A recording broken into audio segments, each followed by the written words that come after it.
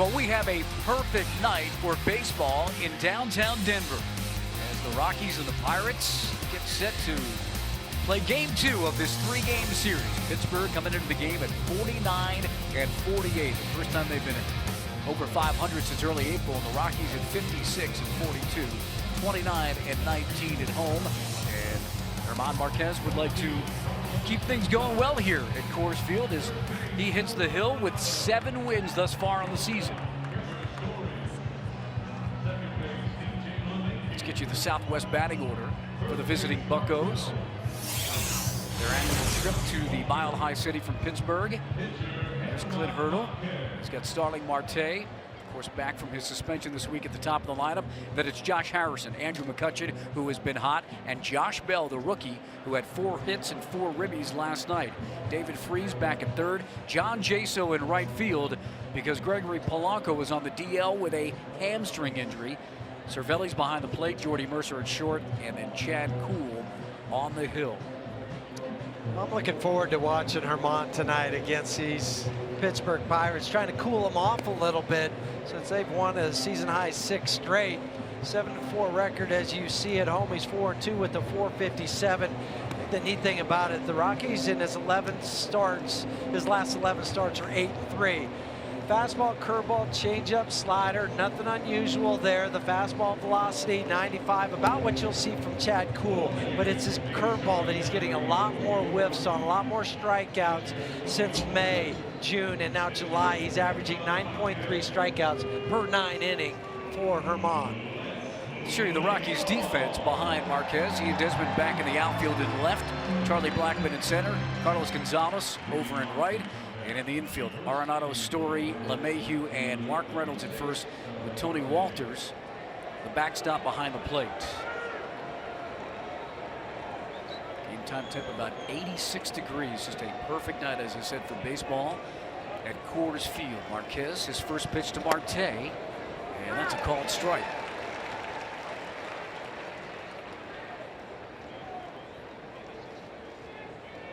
Marte 4 for 17 since his return from his suspension. 2-strike count against Starling Marte. Last night 2 for 5 in the ball game, but the big thing for Starling, he scored 4 runs last night. Takes the plate and fouls that off.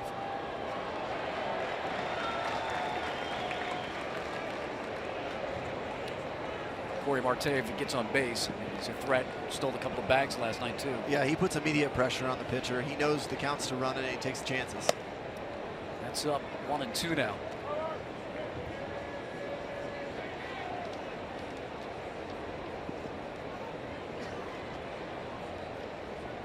See if this curve can get Marte. Looked like it was near the inside part of the plate. Yeah, we're not going to start this again. Well, it looks like we are in the Subaru strike zone.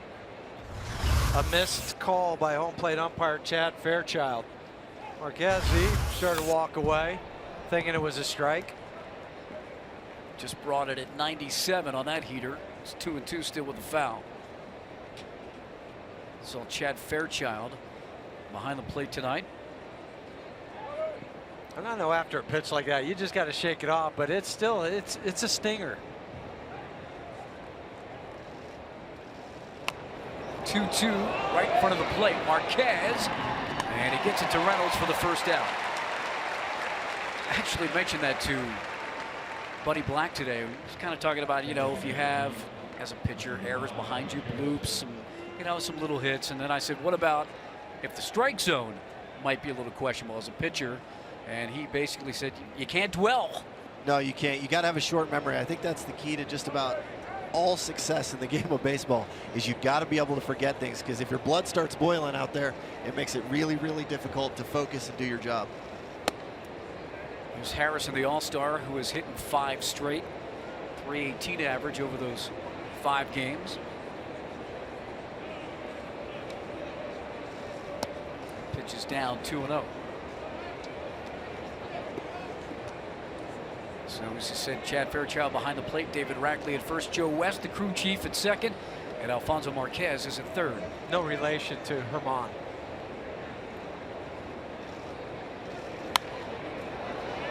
Skied the opposite way. Cargo will give it a look. Just can't get there. I said there was no relation because there was one with Jim Wolf and Randy Wolf, brothers. One was a pitcher, the other was an umpire.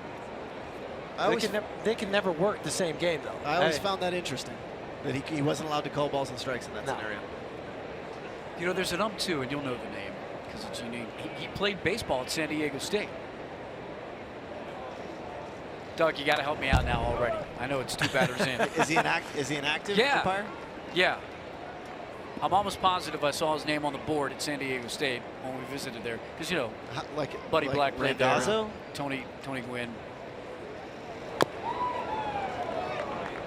I feel like I'm letting you down here already. Well, Doug will look it up. He'll figure it out. But I like the early success with the curveball for Herman, just in these first 2 batters.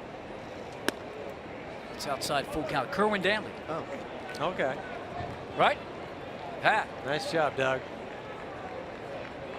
Can put that in the W column over here on my side.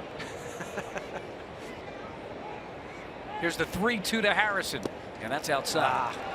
That's one thing they had too many of last night. Freebies for the Pirates. 10 free passes. What I remember with the 4 hit by pitches and the 6 walks. And I remember in the June 14th game, I believe Harrison led off with a 4-pitch walk and ended up stealing second base on Herman. Marquez will have to keep an eye on him with one of the hottest hitters in the game at the plate, Andrew McCutchen. Average up to 294 after a big night last night. 3 for 4 with the 3 ribbies and 3 runs. And he's picking up where he left off. This is in the gap. And they're going to send Harrison. And Josh Harrison able to score the first run as he coasts into home plate. Well, the walk comes back.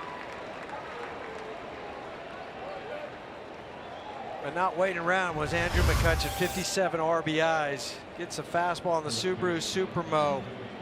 Wanted it down, crept back over the middle portion. 20th double on the season for Andrew McCutchen. An easy wave around for Joey Cora, sending Josh Harrison home. Buccos up 1-0. Before that at bat, since the start of June, McCutchen was hitting .384 and .395 against righties.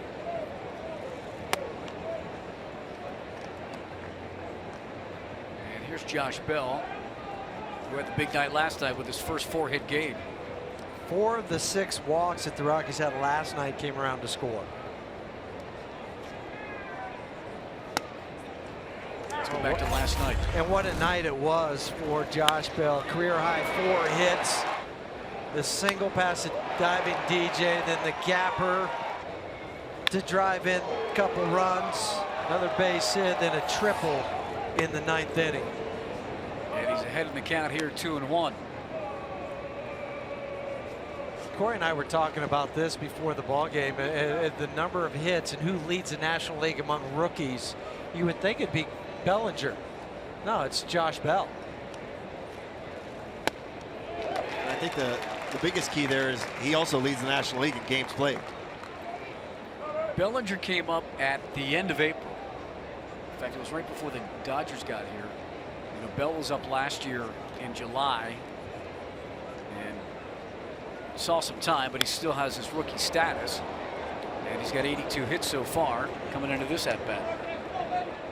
I think we talked about his night last night, the 4 hits. The thing that surprised me was that it was on multiple pitches, and he drove them in the same spot.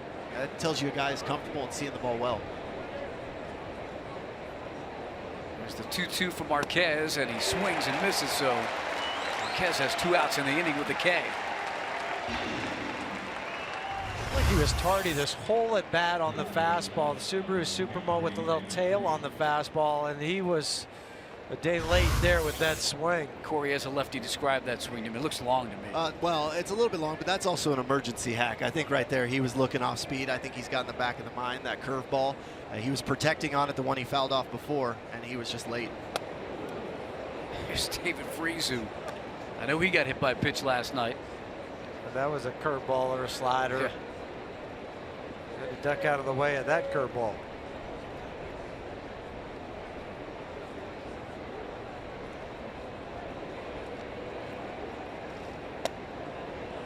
It's off the plate, 2-0. Another curve.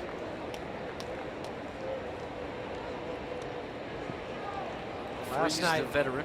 Yeah, last night for Jeff Hoffman had to throw 20 pitches in the first inning, and now we're at 23 for Hamon. It's off the plate, 3-0.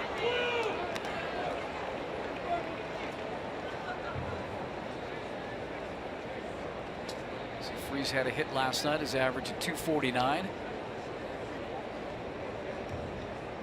Kutchin off second with 2 down. Swinging 3-0, fouls it back. Thought he might be. A veteran like David Freese, for 8 years in the major leagues, close to 1,000 ball games. There's your guy Joey Cora, coaching at third. Nice job over there for Pittsburgh, talking to some Pittsburgh people. They're really impressed with Joey. And 3-1 is outside.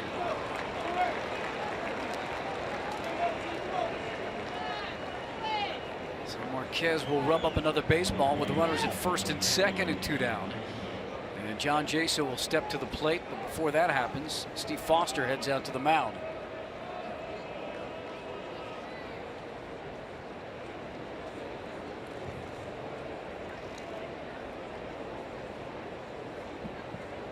Fans, join in on the conversation. Good time to do that now. Send us your thoughts. Any questions you have, photos, Twitter, Instagram, at ATT Sportsnet RM. And don't forget to use the hashtag Toyota Talk. See some of your comments coming by tonight. Foster had his piece with Marquez. So here comes Jaso, 0 for his last 19. Came in last night when Polanco went out with the hamstring injury.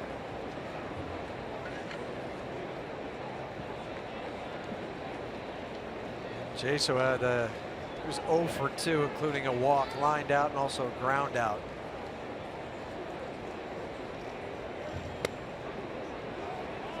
He might stick that right foot when he's in the batter's box open from the left side as much as Tony Batista did from the right side with Toronto. Remember how he used to stand just like that, got way open? He swings there and fouls it off. It's interesting how he'll step back right before the pitch comes. But look at this foot right here, and then it's got to get back to parallel towards the pitcher. He even closes it off. I always wonder how a hitter gets there. How do you get to that point, right? Ask Craig Counsell. Yeah. That's up 2-1. Jaso signed a 2-year deal as a free agent with the Pirates. He had been with Tampa Bay.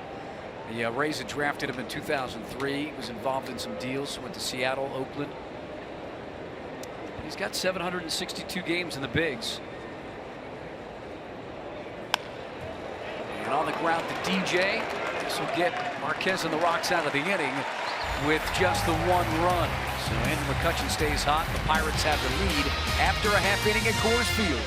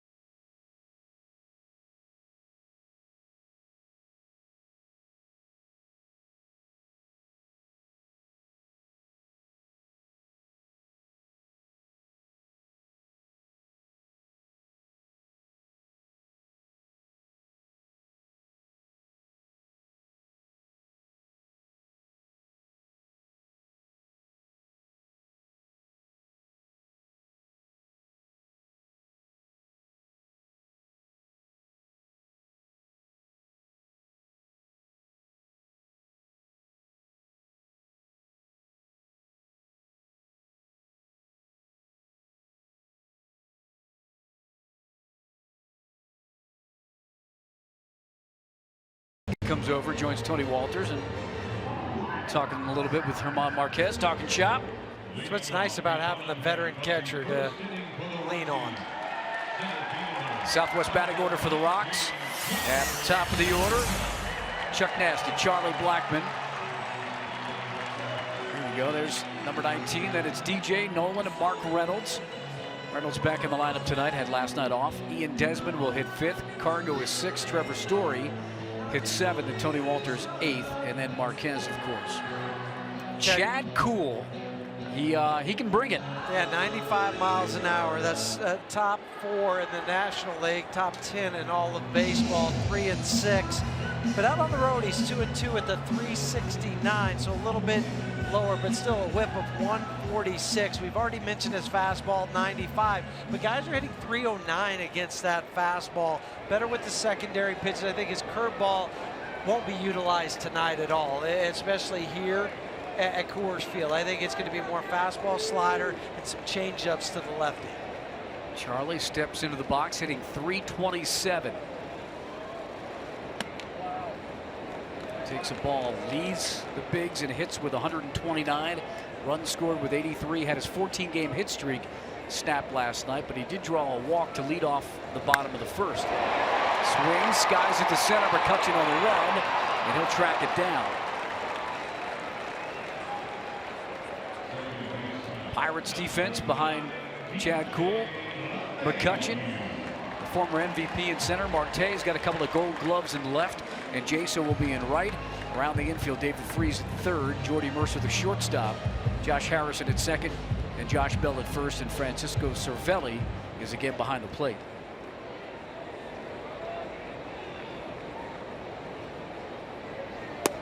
Mayhew takes a pitch off the outside part of the plate at 95. DJ 1 for 3 last night, had that double in the first inning down the right field line, also had a walk. And taps one to Harrison, who moves in, and on 3 or 4 hops throws him out.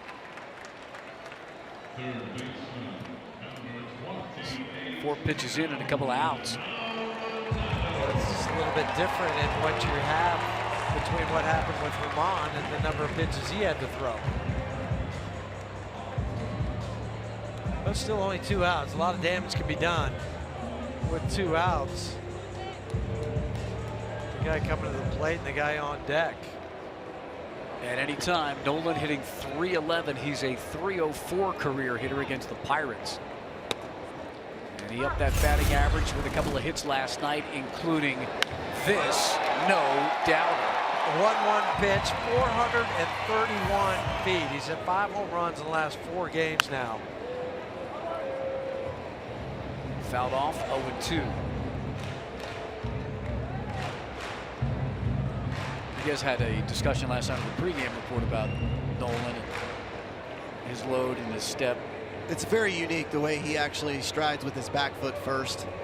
It's something rhythmic for him, and it really does create a lot of kinetic energy. You know, ability to take mass to impact and him absolutely drive the baseball. I think his power comes from his lower half, and he actually verbalized the fact that that helps him get in his lower half. Fouls that back. It just goes against everything you're kind of taught as a youngster. You got to keep those feet still. You can't be moving around with them. You got to get him set down to the ground. Well, he does, but he just gets there in a different way. And it's one of those things that's unique. It's unique to Nolan, and it's what's made him such a good hitter. Here's the 1-2. Swings by and misses that. And that'll do it for the Rocks. Chad Cool has a nice first inning for the Pirates, who lead it 1-0.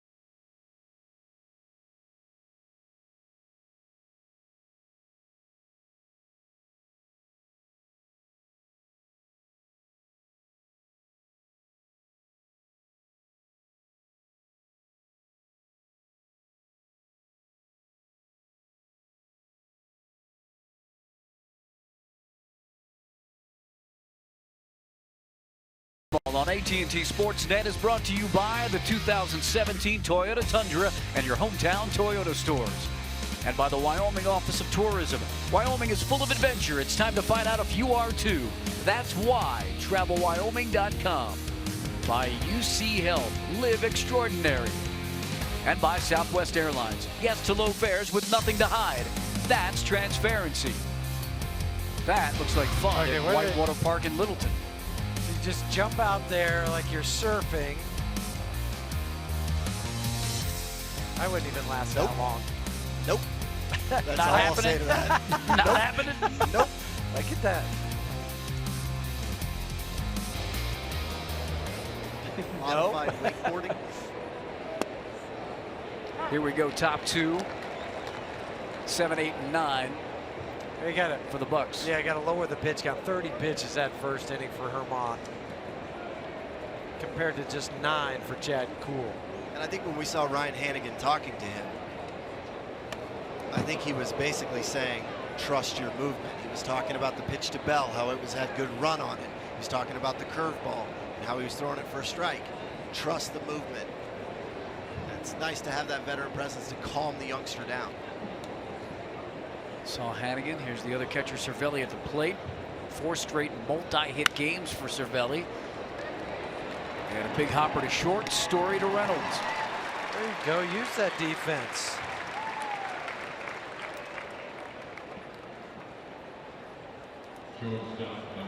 So Cervelli with a ground out, and Marquez will pitch to Jordy Mercer.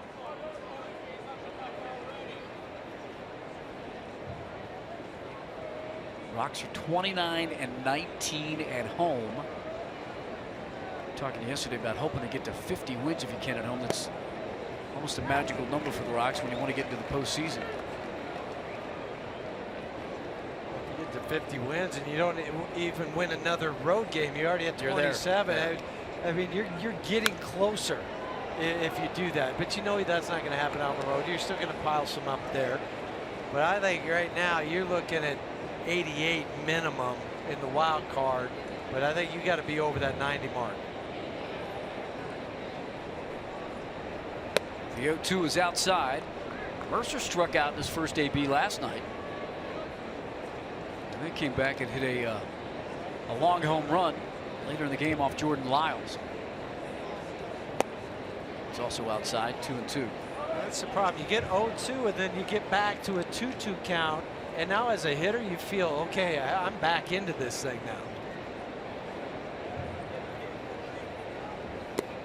And Mercer strikes out. Out on the outside part of the plate. Maybe got a piece of it. Walters holds on.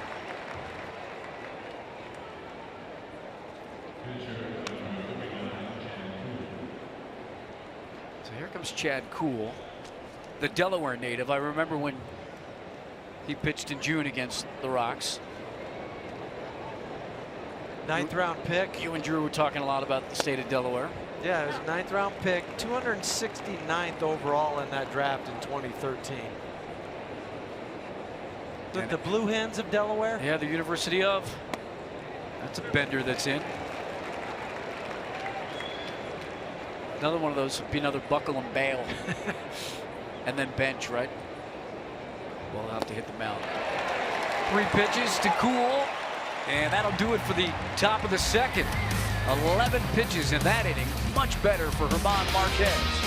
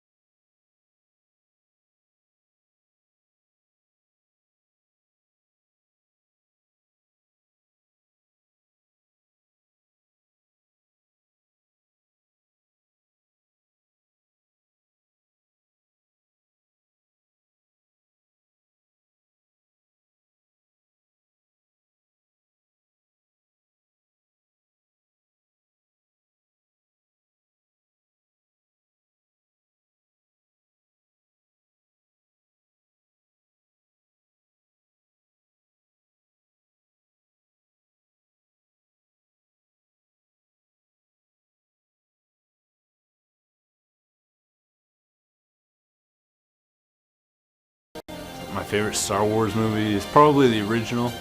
You know, I like the new movies that have been coming out, but you know, I got a soft spot in my heart for the original. I think the original Episode 3, A New Hope, is the best one, but I thought Rogue One was really good. Do you guys have a soft spot in your heart for any of the Star Wars episodes on Star Wars night here at the park? Honestly, I've only seen the first one. That's it. You know, I'm there with you because it came out 40 years ago in '77, a long time ago. How about you, Corey? Well, you know me, I'm a movie super freak, right? Yes, you are. Yes, and you can quote every line from every movie. I have seen the first 3 one time. I just don't get them. I don't get. My brother really doesn't like that about me. Rocks come to bat here, bottom 2. Mark Reynolds leads off. Top of the second was the first 1-2-3 inning for the Rockies since the top 9 on Wednesday night. It was one of the issues last night against the Pirates. I think this is a favorable matchup for the Rocks. Reynolds hit 354 off of fastballs 94 miles an hour plus.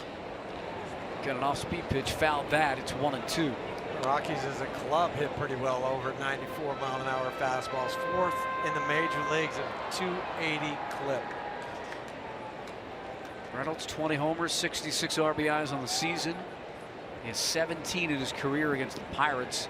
It's tied for the second most against any other franchise with the Giants. That's up.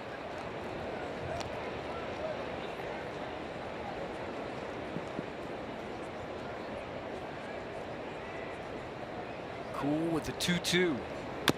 Chopped off the plate. Cool grabs it and gets Reynolds at first. Rocket Arms is brought to you by Quicken Loans. This is all about fastball velocity. I know you guys like to say velo with NL starters this year. Garrett Cole, Cool's teammate at the top of the list, 96.1. Strasburg and Martinez of the Nats and the Cards. And then you see Cool at 95.2. The MLB average is just under 93 miles an hour. And that's really climbed because it used to be at 89, then went up to 90, obviously. And then each year it just seems like it adds another, well, maybe a half a mile an hour. I think that's been one of the biggest differences, the fastball velocities from the starter and then it transitioned to the bullpen. Yeah, that's one of the things I always try to pay attention to in particular, because that's where you set your timing off of, is that fastball velocity. That's where you try and gear everything to. You react to the or you hit the fastball away and react in. And that's where I wanted to know how hard a guy was throwing, what his average velocity. Was it going to carry throughout the game, or did it top out early in the ball game and then he would lose a couple miles an hour? Because I want to be able to, like you said, gear up for it if I have to. Yep. Desmond ahead in the count, 2-1. Let's see if he gets a fastball. He does. And right back at Josh Harrison, who stumbled but makes the grab. He throws out Desmond. He stumbled because the ball was hit so hard. It caught him, not the other way around.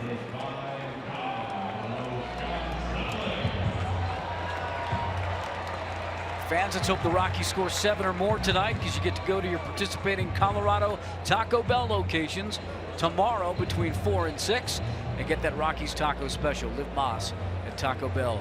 There's Carlos Gonzalez with 2 down in the second. Jeff, you played behind Nolan Ryan. Do you know what his fastball was clocked? Did you guys know that then, or do you know how it progressed in the game? Well, I know he carried it throughout the game, but I don't really remember having it where you could look up after every single pitch and see what it was. But I know it was clocked early in his career over 100 miles an hour. I still remember a baseball card I had that had he at one time had thrown the hardest pitch baseball, was 100.8 miles per hour. But I know one thing about Nolan Ryan is he always had more in the tank if he needed it. Oh, you can go get some more, and you better not crowd the dish, because he was going to let you know that was his. 2-0 pitch to Cargo.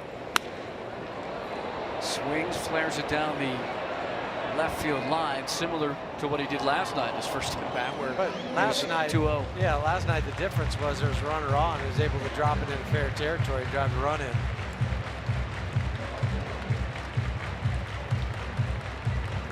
teammate that threw the hardest, Corey, in your career?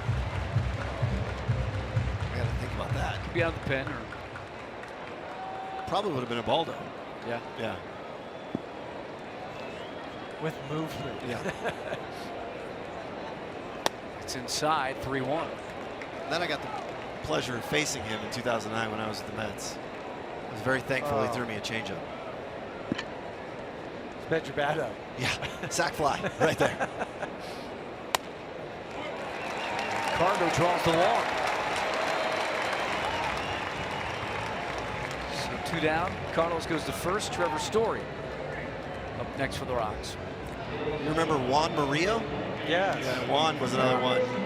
Regularly lived over triple digits.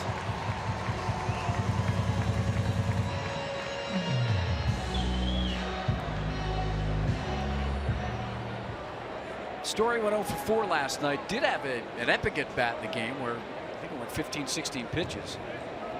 Fouled a bunch of balls off.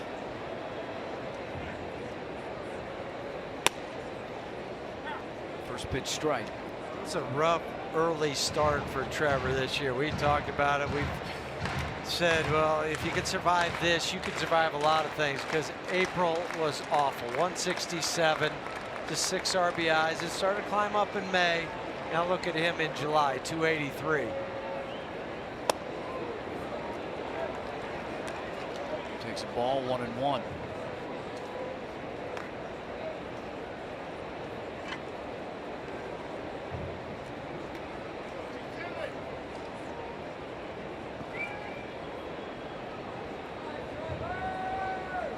Cargo has his lead at first. And the 1-1. And that ball is hit well. McCutcheon back towards the wall. Keeps going. And grabs it in front of the 415 marker. Story almost got all of it, but he didn't. 1-0 Pirates.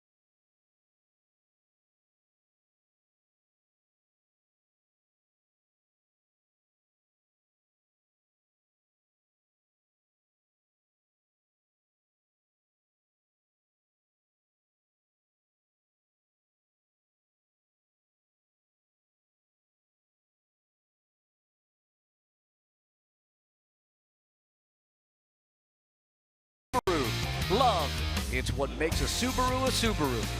Buy Jack in the Box. Come try the new sweet or spicy barbecue bacon cheeseburger and chicken sandwich for a limited time only. And buy Cheyenne Frontier Days. Log on to cfdrodeo.com for the full lineup. That's Sloan's Lake. I know, Jeff, is your wife up in Cheyenne? Yep, going to the concert tonight, Little Big Town. With David Nail opening? Yes, indeed. That's a good bill. Top of the order for the Pirates here in the third. They lead 1-0. There's Marquez, who had an 11-pitch second inning.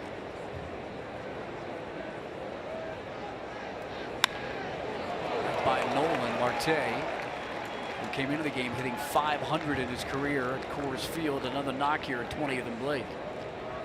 He's 25 for 50 at Coors Field in his last 12 games.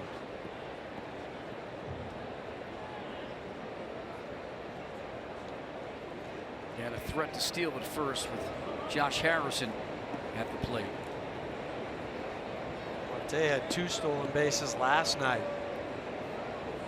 45 as a team for the Pirates. Harrison turned 30 earlier in the month. Takes ball 1. Where was that pitch? Come on now. Bottom quadrant of the Subaru strike zone. You got to live there. You have to. And they talk about speeding up the game. Well, call strikes. Fouled away. 1-1. See, I almost You said say 0-2. you should have said, yeah, it should be 0-2. We saw it last night with Alfonso. Posted size strike zone. It just gives a hitter such an advantage to go from 0-1 to 1-0.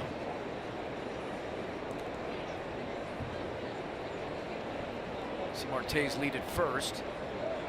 And he'll throw over. Mark has the sunglasses down because you still are battling some glare. Are those the same shoes as last? Now different. Different, you sure? Yeah, not as bright. Last night he had the bright yellow ones on.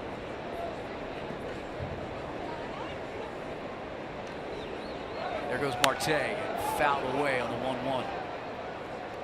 Somebody tweeted us off at the game that it looked like he was wearing Minions on his feet, which was funny. That is funny. That's what I'm saying. That's why these are as bright tonight as the ones last night.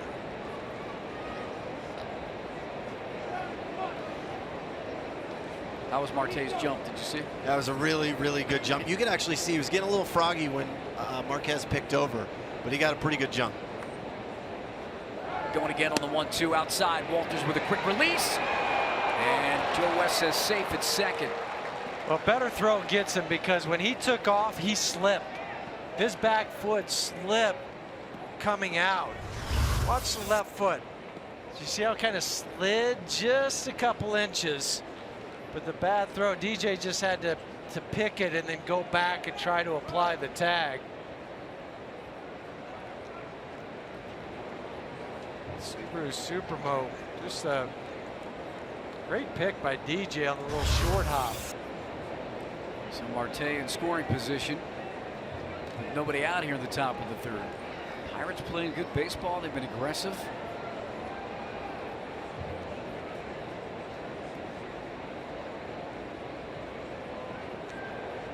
Clint Hurdle's team won 7 straight last year. The end of June into early July. They're at 6 straight. And Reynolds gets it, throws to second. That'll be a double play. It's the 110th double play the Rockies have turned this year. First in the major leagues. Harrison just trying to go the other way, and Reynolds able to pick it off his shoelaces. Well, I think, Marte, you've got to freeze on this. Rockies caught a break where they've taken 2 extra steps and not getting back. Mark just picks it off the ground on the Subaru Supermo. Easy throw over to second, and a sigh of relief from Herman.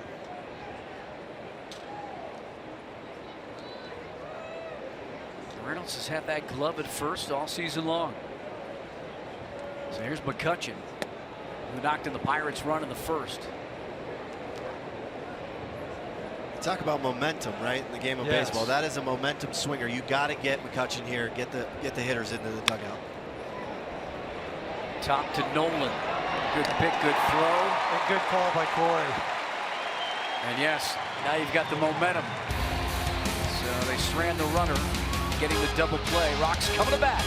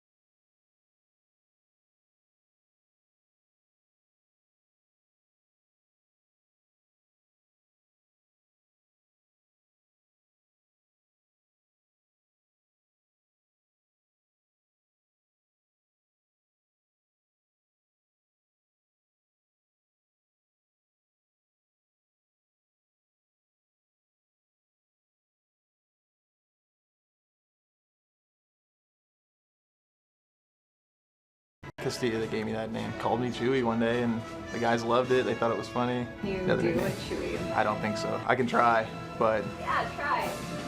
okay. I can't do it. That was really good. Was it? It was all right? Yes, do it again. That was so good. Okay. It was like I'm trying to gurgle water or something. Oh, that's fantastic. That's awesome. That's what happens at spring training. I love John Gray. He's game for. He's always up for something. He's a good sport. The fact that he was willing to try it was impressive. Yes. Yeah. It sounded like gurgling water. That was good. Fouled by Walters. Vinny gives a lot of nicknames out, doesn't he? Well, he's got a lot of great one-liners. I think that's the first nickname I've heard delivered by him. But his one-liners are the best. Because you can walk in every day in the clubhouse and he's got something. Yeah. Yeah. Tony Walters had his first multi-hit game since June 26 last night. Like to get things going for the Rocks here in the bottom of the third. That double in his first at bat off the glove of Josh Harris in the second inning, and then singles sharply to center in the seventh.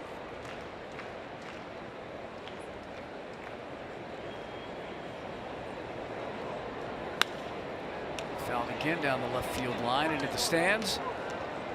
Big crowd tonight for Star Wars night. Rocks will wrap up the homestand tomorrow afternoon against Pittsburgh. Head out on the road. Yes, they're the forces with the Rocks tonight. Pulls this one. Bell able to grab it. Cool covers. And throw gets Walters at first. Oh, when that ball was hit, I didn't think it had a chance for Bell to catch it. I thought it was going to go through. And he's listed in the media guide at 6'2". No way, folks. He's 6'5". Easy. Easy 6'5".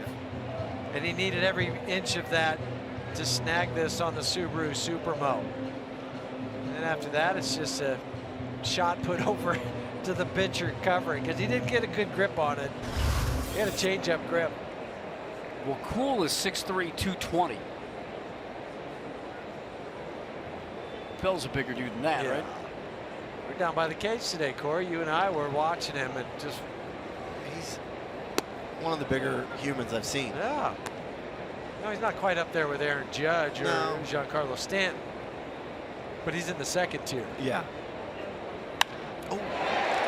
Marquez with a base hit. Marquez, sixth hit of the year. Loud off the back, Corey. He spun his cap. That's the chuck and duck right there. Got time for our CenturyLink high-speed challenge question for tonight. Cast your vote at AT&T Sportsnet RM. We'll get you the answer on the postgame show. Which Rocky would make the best Jedi Knight?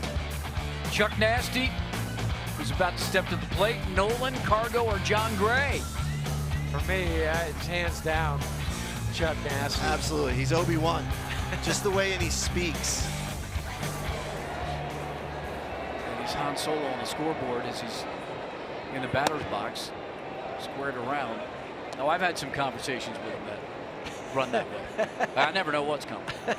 Your conversations with him are some of my favorite things. The way you guys either bait each other It's a little bit or of that. react to each other. It's hysterical. I will say that I put effort into thinking about what I'm going to ask Charlie Blackmon, because you can't just ask him anything as he puts this into the gap. Marquez around second. It's off the wall. Let's see if they send Marquez or hold him. And they're going to hold German Marquez at third. Anybody else but a pitcher, because he didn't take off immediately. He was waiting to see if that ball was going to go down, and that's where more experience out there tells you that's a gapper. You're going to score. And the other thing it didn't allow Charlie to go to third, because I think he was thinking it. Goes down to get it on the Subaru Supermo, his 20th double this season for Chuck Nasty. But you can see Marquez, he was waiting, and then finally, and Charlie's touching second base before German is 3 strides from third base. There's Stu Cole talking to German. He's not on the base pass at all, right? Enough. It's just inexperience. Yeah, that's all. chance to maybe take the lead with a knock from DJ, who's hitting .350 against Pittsburgh since the start of the 2016 season. Been coming inside, kind of jamming DJ lately. Cool from the stretch, fouled away. That's exactly what I was thinking. I think this is one of those opportunities. DJ knows he needs a fly ball. He might take a shot on one of those fastballs in and see if he can spin it. Especially with the alignment, you can see the way the outfield is set up. They're a little less dramatic shift than the San Diego Padres, but you could see McCutcheon's definitely leaning to right center. You can see there they are shaded that way. The 0-1 from Cool from the belt. And a fly ball to Jaso. Marquez tags up, and Jaso will throw to Bell, and Blackman will tag up, and the Rocks tie it up. DJ with a sac fly.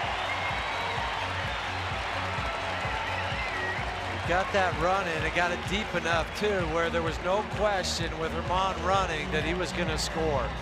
44 RBIs on the season for DJ. When you go back to early this year where he wasn't driving in any runs, and now already again up to 44. There's LeMahieu, puts his helmet away, and he's got the Rockies even with the Pirates as Blackman moves up a base 2 to third with 2 down and Nolan at the dish. Final note for DJ, 22 RBIs in his last 42 plate appearances with runners in scoring position. Ooh, that was almost a skipper. Cervelli had to really grab that one. Just got away from him. Here's the pitch. Better look on the Subaru Supermo, the skipper. Cervelli reaches out and snags it with the big mitt.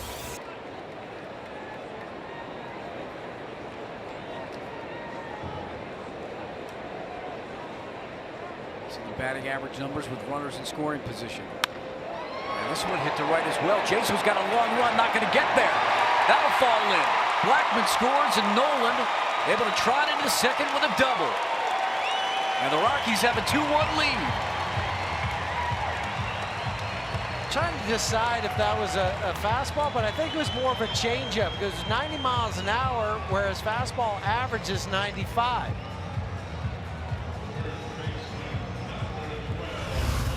Oh, that's definitely circle change. You could see it, and then he just leaves it up. But that's what you're hoping as a hitter. And what's interesting is you're seeing Cervelli set up for a changeup in, right on right. You do not see that pitch combo very often at all. Because if he makes a mistake, right, it's out over the plate. Yeah, that's what happens. Nolan came into the game hitting .294 on off-speed pitches this season. That pumps his average up to .312 on the year. Curveball that's down. Cervelli's got to grab that.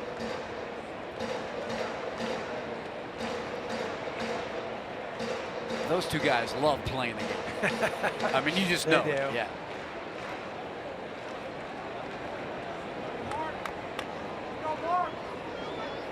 A couple of the National League All-Stars. The 1-0 to Reynolds. Fouled away.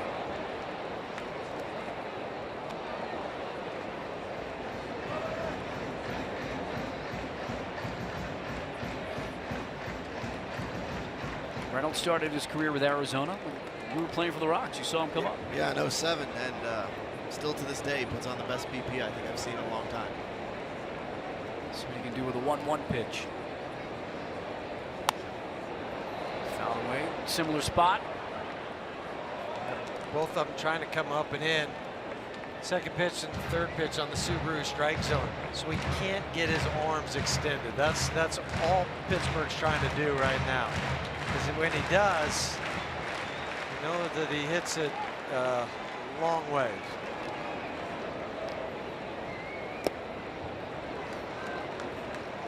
Fastball was down, 2-2. We just saw Nolan knock in a run with 2 outs and Charlie Blackman at third. Rockies have been pretty good at this. In fact, the best in the league all year long at .315. That's remarkable when you're thinking you're hoping you get to 280 with 2 outs and runners in scoring position.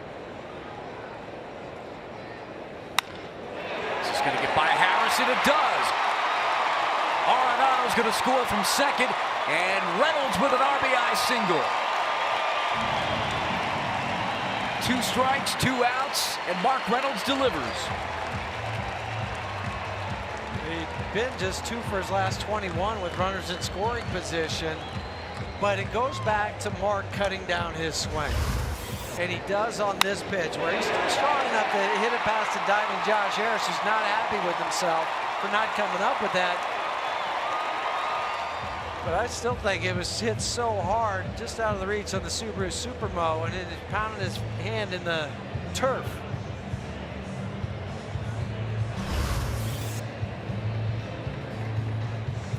RBI 67 for Mark Reynolds. In the top half of this inning, we talked about the momentum shift, and you got to credit Germán Marquez for getting those guys back in there, because this was an opportunity for the Rockies offense to take advantage of the momentum, and they did. Yeah, that line drive double play after the stolen base puts Marte at second base.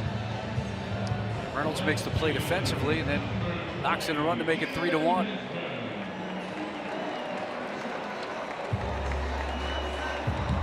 Here comes Ian Desmond as the Rocks have rallied with 2 down here in the 3rd.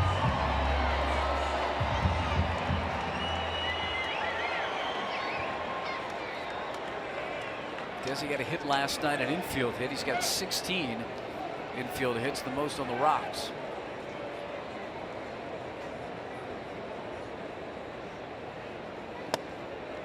Runs inside. 98 on that fastball.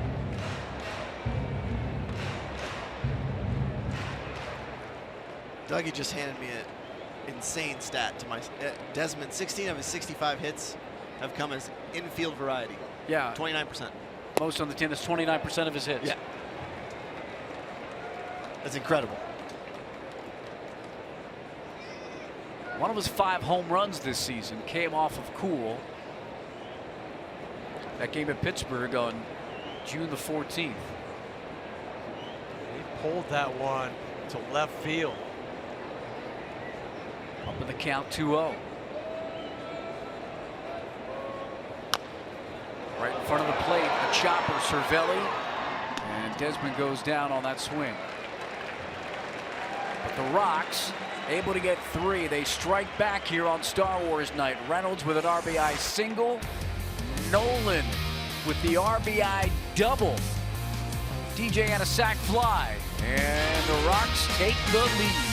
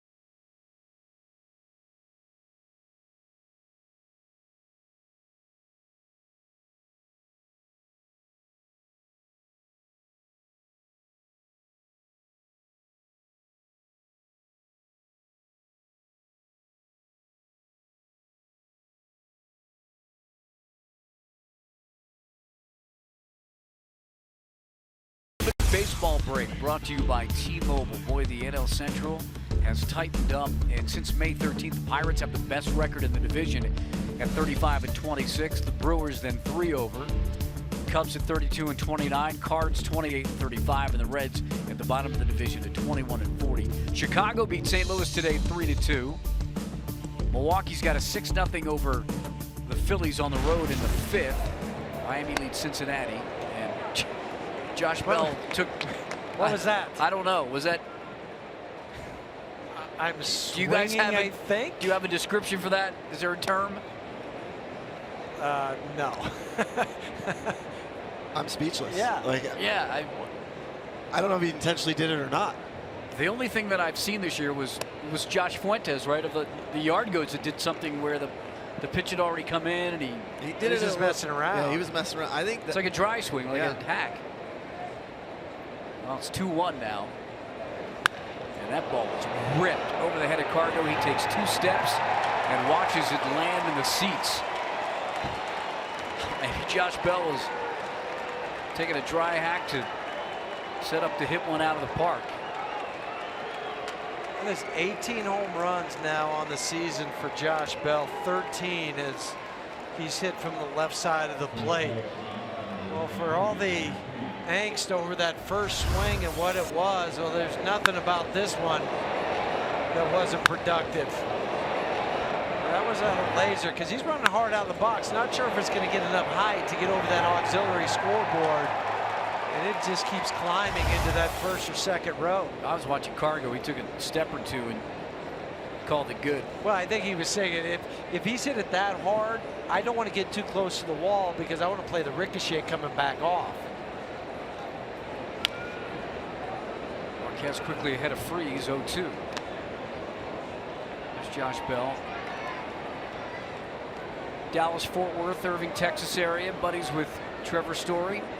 There's your rookie home runs in the National League. Bellinger, as you know, up top. Bell now second with his 18.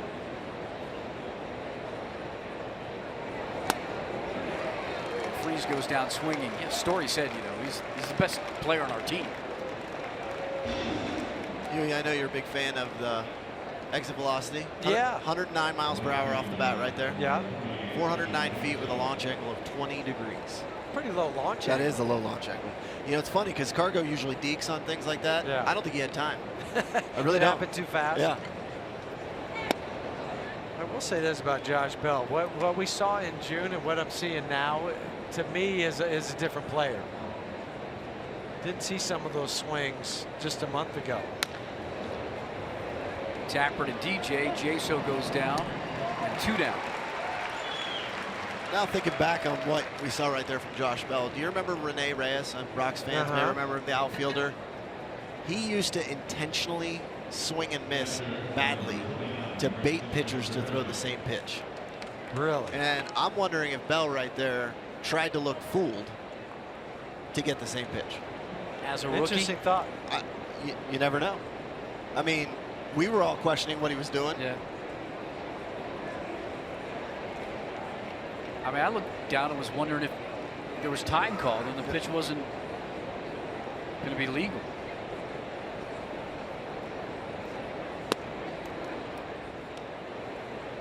Here comes Cervelli.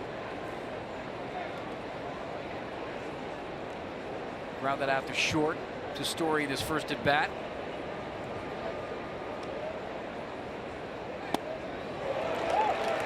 Swing and a miss on that slide.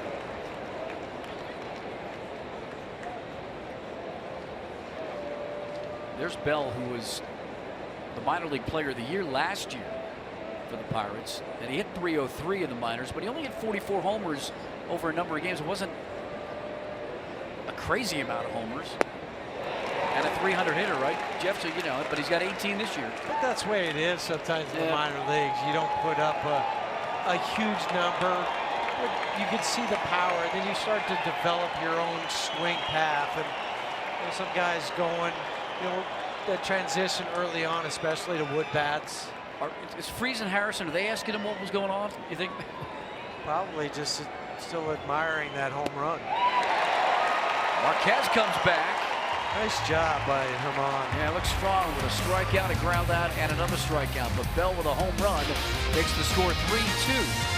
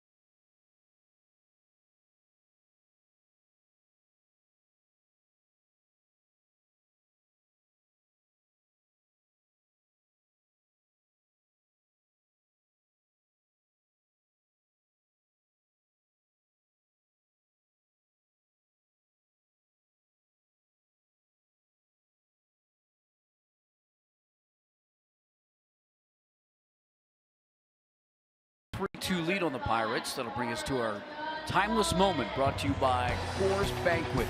This day in 1997, Greg Maddux, 5-hit, 1-run, complete game shutout at Wrigley. He threw only 78 pitches. The game took 2 hours and 7 minutes. What was that game in Seattle that Fogger threw? 152. 152. Jamie Moyer. How many It pitches? was not 70. If I remember, I think Fogg threw right around 90 pitches. 78 pitches. You don't see that anymore. No. He had the Greg Maddux strike zone, too. Cool's got 47, now 48, as he throws a ball up to Carlos Gonzalez. Facing Greg Maddux, he's the first guy I've ever seen through a changeup that moved both ways. I've never seen that before. The old comfortable 0 for 4. Yeah. You didn't feel like you were going to die in the box by Right. getting hit by a 99-mile-an-hour But you knew you were going to ground out 3 times. But you knew you were going to be embarrassed. Might have a line drive to the pitcher and feel good about it. Soft line yeah. drive.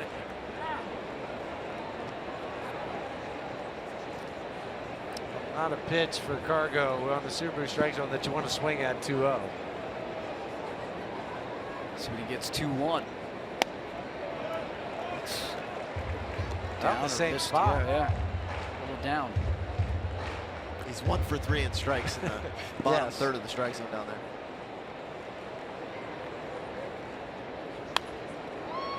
It's fouled away. Drew Goodman's got the weekend off. Mark Stout, Jeff Houston, Corey Sullivan in the booth tonight. Big crowd here at Coors Field on Star Wars night. 41,000 last night. Rock struggled in the opener, losing to the Pirates. And there's Cargo with a solid ball that gets by Jaso. And Carlos Gonzalez into second with a double. Corey, that's a Cargo double. Everybody else, it's a single because they're going to cut it off. That ball was absolutely hammered. I fear for the worms in the outfield because of how hard he hit it. And I truly think if we get the exit velocity on that, it might be harder than the home run Josh Bell hit. Gets that foot down. I know he's been working on trying to free the hands up. And those hands are working in a great position as they travel right down that line. Again, the hands going back as the foot's coming down. Everything working together for Cargo. The other thing, too, is the center of gravity, the mass, the middle part of his body was not traveling forward. He still stood behind when he made that swing. So what was it? Story. What was it, Corey? What you get? Did you see it? I saw it. No, so I didn't see can't it. It's answer. 100 something. 115? 117. No way. No wonder Jason. I watched Yeah. Jason's route. It was, you know. Oh no, this is Not many people can backspin ground balls like that.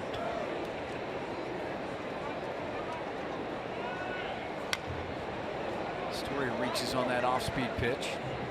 That was as connected as I've seen Cargo in a long time. The swing was in sequence. That was a 2016 swing. Yeah. Good to see from Cargo. He's working hard. He even came in on his off day. It's been about 2 hours hitting on the off day. Leadoff double for Carlos. Story with a 1-1 count.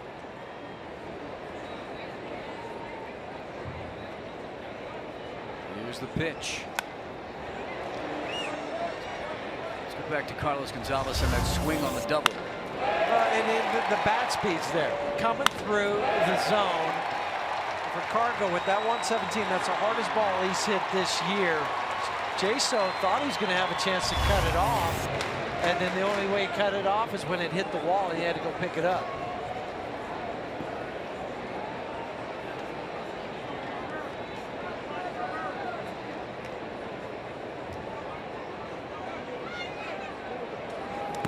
That gets away from Cervelli.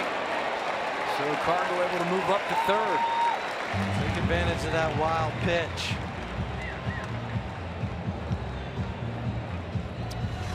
Overamped on the slider.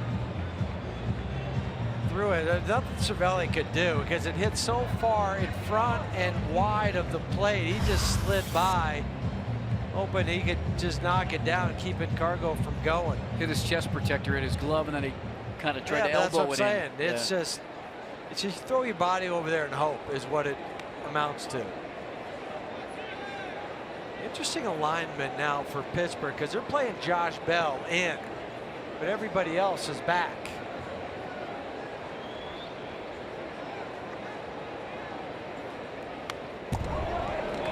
Controlled swing now for Trevor. These are the situations, these are the opportunities for you offensively when you're to play. They're giving you a lot out there. They're giving you the sac fly. They're giving you anywhere up the middle on the ground. Even at the corner if Freese has to move left or right for an RBI. Outfield is pretty much straight away. Another 2-2. And that's over the head of Mercer. And that'll get Carlos Gonzalez in for the 4th run. So Trevor Story comes through with a swing that makes it 4-2. I think he was just thinking centered because that pitch was in. If you get out and around that, that's a roll over to third base. But he'll pull his hands inside. Watch that. See that right elbow? How it really had to drop and stay connected to the body, but drop close to that back hip. And then he hits a laser over the head of Jordy Mercer. And when you drop that back elbow in that situation, you can see he's making a conscientious effort to stay inside the baseball and use that big part of the field. Not strike out. Get it in play.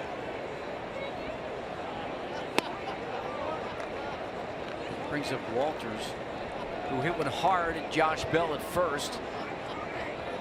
Couldn't sneak it through. What a difference it's been for the Rockies in the 3rd and 4th inning compared to the 1st and 2nd going up against Chad Kuhl. He's at 60 pitches now on the night. And remember, he only threw 9 pitches in the 1st inning.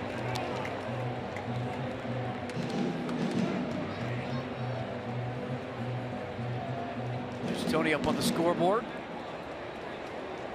Star Wars night. Right now it says it's the Empire against the Rebels. I was waiting for you to tell me who. I was what waiting character too. It's not R2-D2. It's Lock not. Mark up. Wise you are. Mark. Yeah. Well played, Corey. Thank you.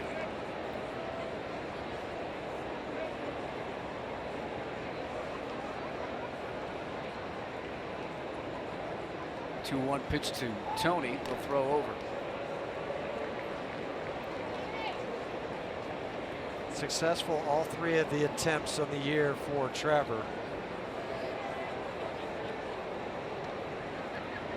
Yeah, that's the dynamic he brings if he can get on, you know. He just wasn't in the first half of the season. Danger on the base paths. Well, and even if it's not a stolen base, it's the threat of a stolen base. So the defense, the catcher, they start to have an anxious moment in their mind. But more than that, if the ball is in the gap and you don't quite cut it off, it's first to home. Corey, 3-1 here. I think you might see some action right here. Cool looks over. There he goes. And bounce to Bell. He'll go back to first and get an out. Story's at second. So Trevor moves up. He's in scoring position. And that'll bring up German Marquez.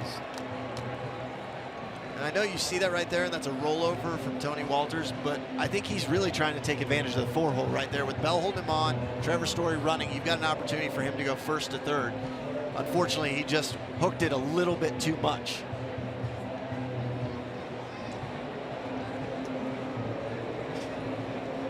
Cervelli out to the mound for a meeting.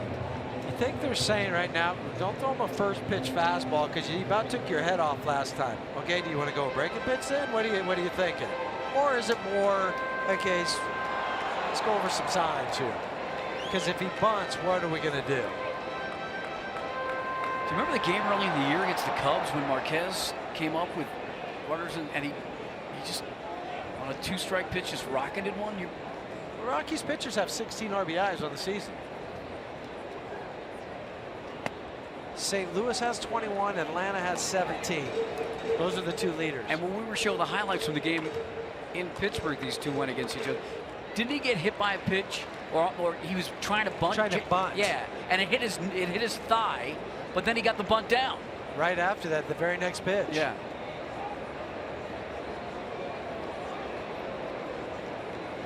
forgot that it did It went hit his right. thigh. Yeah, he missed. It was inside. It was in the 5th inning of that ball game. Yeah.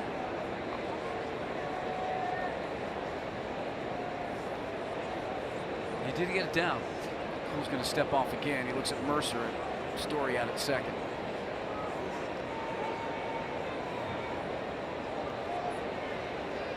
Rocks put up 3 in the 3rd. They've got a run here in the 4th. That's inside. Looks like he held up.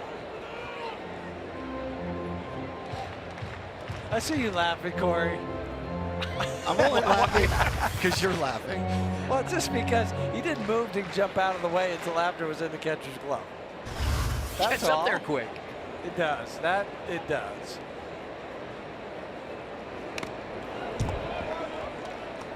That catches Cervelli.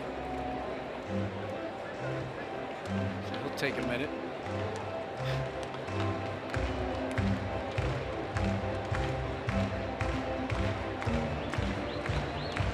Conversation with Notice how he has his Chad Fairchild catcher's glove that hooked on. Yeah, it's got a strap, and what that strap is, there's a little piece of hard plastic in there to keep it for when you are trying to block a ball.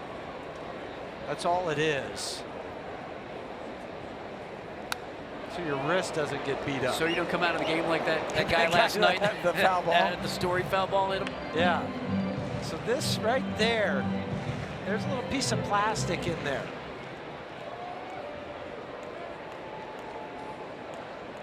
I wonder how that guy is from last night.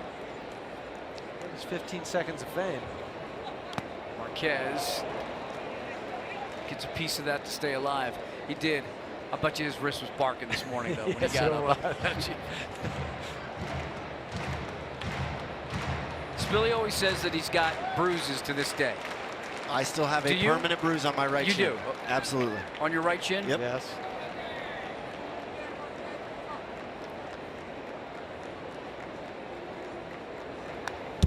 Hey, Marquez staying alive. Part of 96. Part of that was caused by my own arrogance, ignorance, and the fact that my calf wasn't quite big enough to hold a shin guard on. So the truth comes out. Yeah, exactly. I wore it one time, ran down first, it fell off, That's I never it? wore it again. They couldn't get you a smaller one? Yeah, unfortunately, the extra small didn't fit. Good take from Marquez, yeah. 2-2. It's making Chad Cool work. Well, maybe he did. According to That old Super bottom Strike third Zone. of the strike zone Yeah. again. Should be strike 3.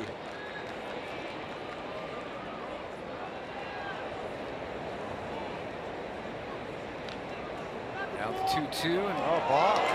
the balk is called. Balk was called. But it was immediate from Chad Fairchild. And he explained it to Cervelli. Was it a double stop with the hands? Oh, yes, it was. It was a double stop, double pause.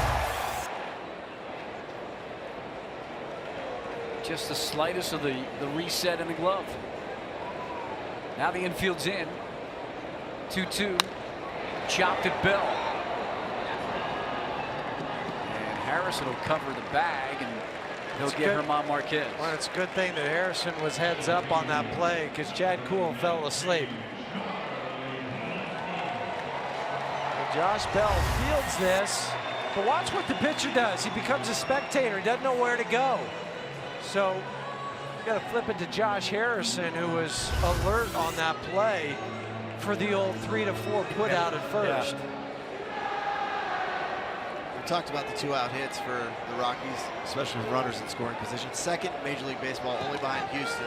The Rocks have 293 2-out hits. Houston at 307. So here's Charlie Blackmon with Story at third.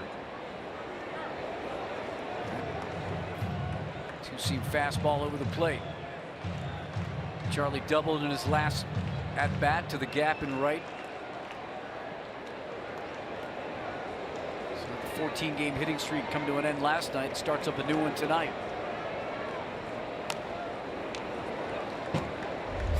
Back to the third inning. Charlie flew out to left center his first at bat. And this time he said, well, I won't go there. I'll go back to right center field. 20 doubles on the season for Charlie. The charge into that pitch. It's 0-2 now. If you're Trevor at third, be alive of a ball down in the dirt. It's actually up. Well, no, especially on this pitch because that was a show me fastball up. But with 2 strikes, when you're looking to bury a slider, we've already seen a wild pitch in this inning allow Cargo to go from second to third. Freezes way off at third base. Get off as far as you can. Threw that one by Charlie. The Rocks get another run to make it 4-2. We will head to the 5th inning here at Coors Field.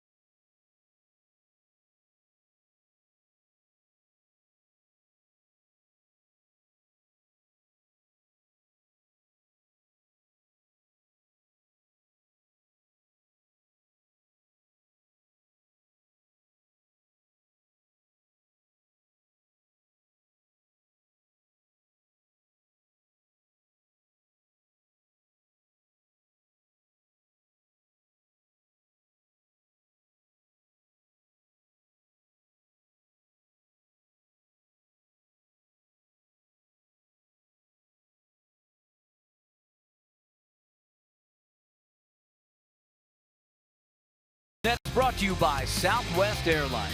Yes to low fares with nothing to hide. That's transparency. That's Table Mountain. Rockies up 4-2. About hit the Pirates 6-3. Buccos got their run in the first. Jordy Mercer will lead off for the Pirates here as we go to the 5th.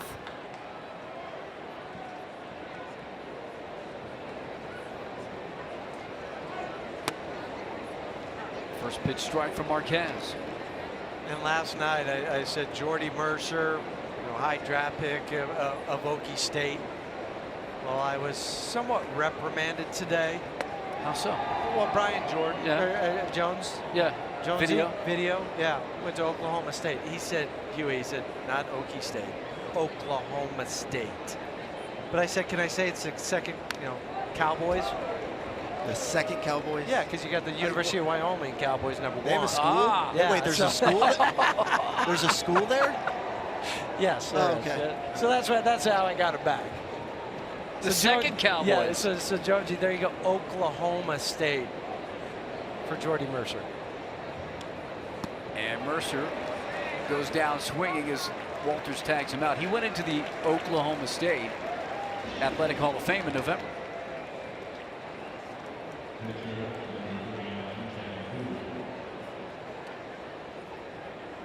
So here comes Cool to hit the Pirates pitcher. That's 6 strikeouts for Herman. Coming off his season tying 9, career tying, I should say, 9 strikeouts against San Diego. One of the 6 is against Chad Kuhl. Hopefully he can make it 7 here. It's outside.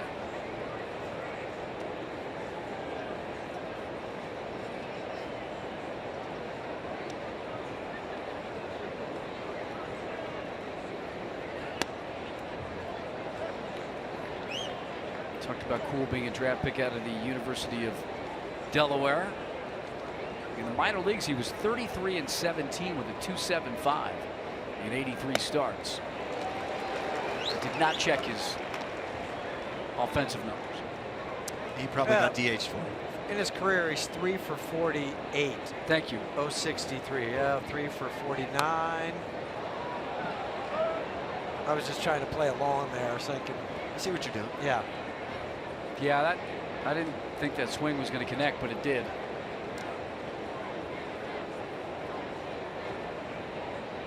That one did. 3 straight strikeouts and 4 out of the last 5 for Herman.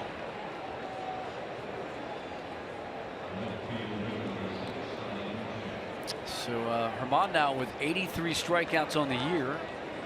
That leads NL rookies.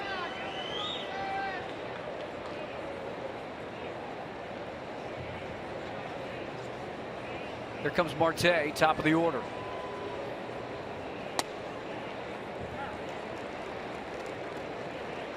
Did I see last night, did Chris Sale get to 200 Ks? Yes. Fastest in history. In history. I believe so. And Boston was playing Anaheim. Boy, that's nubbed down to Reynolds, and he'll grab it and step on the bag. Good inning for Herman Marquez and the Rocks. They've got a 4-2 lead. Coming to bat here in the bottom half of the 5th. And Nolan Arenado is due up.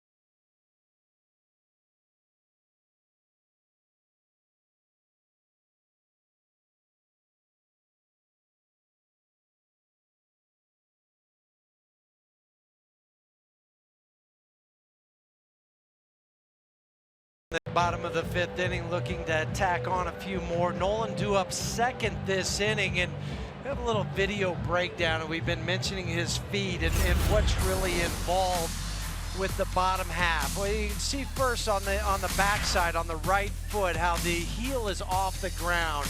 It's just kind of a timing mechanism for him. He finally gets that locked back down into the ground, but then it moves to the front side. So his feet are moving, but there's always a point where they come back down into the ground, you get that timing and rhythm, and then your swing just comes together. And I think that's really what works best for Nolan. It does, and it's really all about a load. It's about a weight shift. You know, as baseball hitters, we like to create a big movement to a small movement where you take some weight back to get that stored energy going to drive into the baseball. Nolan likes to talk about getting into his lower half. Well, that is how all the weight and momentum gets into his lower half by lifting that back foot, sitting into it, and driving through the baseball. It's kind of like revving the engine before you go. You rev the engine, remember you have the stick shift, you kind of pop the clutch, and then you take off. It's funny because in hindsight, we would never be taught it, right? But it actually makes a lot of sense. So brilliant. So 2-3-4 here to start the 5th for the Rocks. Cool still on the hill for the Pirates at 77 pitches.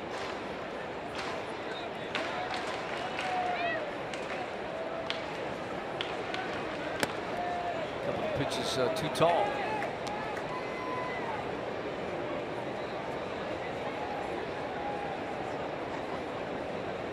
Pirates have won 6 straight. Victory last night as they kicked off a 10-day, 9-game road trip out west. We'll move on to San Francisco and then finish up in San Diego.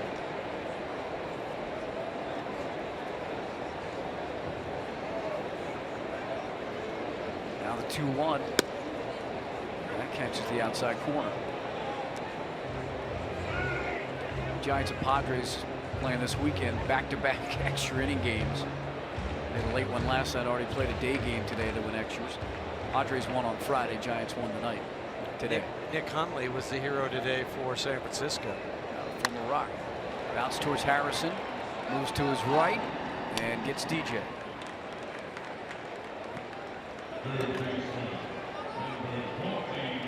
Harrison and DJ, both originally drafted by the Cubs. Harrison in the 6th round, the year before DJ. As Nolan steps to the plate. 407 average in July with 7 homers and 22 RBIs.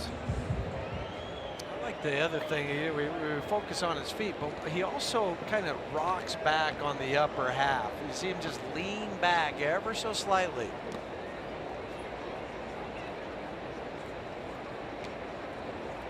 That just makes sure he just doesn't tip over as he starts his stride, where he starts to lean over his body and then have to spin out of it to make the swing. 2-0. Jeff, did you have any nuances like that in I your think stance? everybody does, Yeah. but you just don't know it. Okay. Yeah. You know, mine was kind of pulling up the sleeve of my right arm, but when you look at some of the stuff in video, you're like, I do that? I really? What? It's weird. I was we're going to St. Louis, and I was looking up some Cardinals quotes, and Stan Musial said there's no perfect stance because everybody's got their own stance. There's, you know, I've asked players how, and there's Nolan with another hit, how their stance kind of originates, and some guys, I don't know. And then I ask you, Corey, you're telling me like you go to spring training some years and you're like, oh, now I got a leg kick, now I got this. Yeah, I'm atypical, but when you watch Nolan. Well, we've already talked about the feet, so those are down there, but it all comes down to the head positioning. How he goes down to make that swing every single time.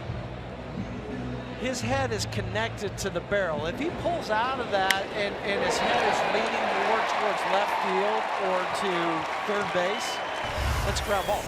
It's not a line drive.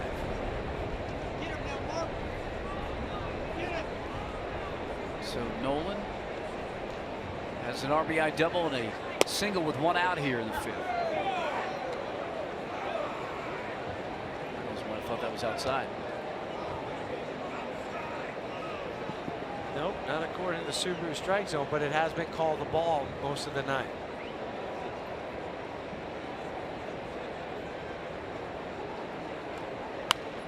Two now.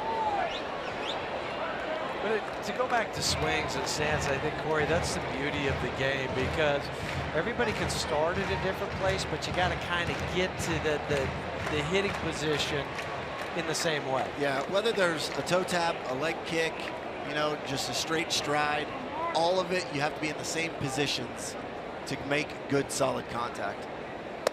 I think Nolan, when you're talking about his head, I think the one thing that he does better than anybody I've seen is track the baseball. You're talking about his head positioning. You watch his eyes the entire way. They track the baseball all the way to the bat. They never come up. His head never comes off the baseball. And when you do that, it allows you, A, to know the strike zone really, really well, because you see balls go into the catcher's mitt, and also square the baseball up on a regular basis. Reynolds looks at that at strike 3. Let's go back to Nolan swinging, what these guys are talking about, with him watching it right into the bat. Well, and then we'll focus on the eyes on contact, because his eyes are open up, but watch where they're going. They're going right down to the barrel, and it's almost like a golf swing right now, because you're standing over the ball on the tee box. And you think, I'm going to crush this ball, which you kind of pull your head and you pull out of it and you dribble it 15 yards down the fairway. You know, for Nolan. I'm familiar. Yeah, but we've all done it. Yeah. But for Nolan, with the head positioning going down, he makes sure that he stays through the baseball.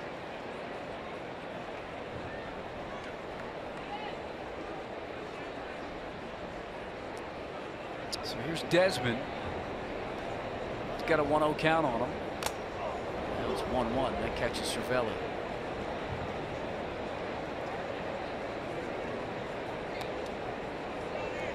He's got to get readjusted.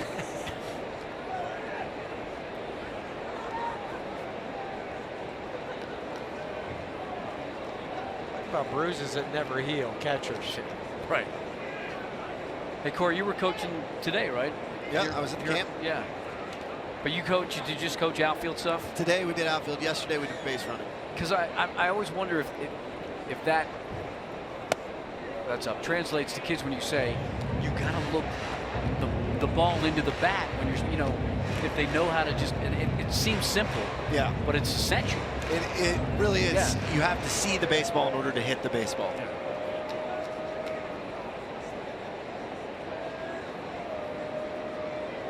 2-1. Desmond 0 for 2 tonight. Gets a hold of this. McCutchen on the run. It's over his head, off the wall. Let's see if they send Nolan. Nolan's going to try for home. Here's the throw from Harrison. And Nolan is out. The relay from Harrison to Cervelli, and they get Arenado at the plate. After Desmond sends one off the center field wall. Took a perfect relay from Andrew McCutchen to Josh Harrison to Francisco Cervelli, and then flying the tack just before Nolan gets in, but the Rockies still lead 4-2 as we head to the top of the 6th.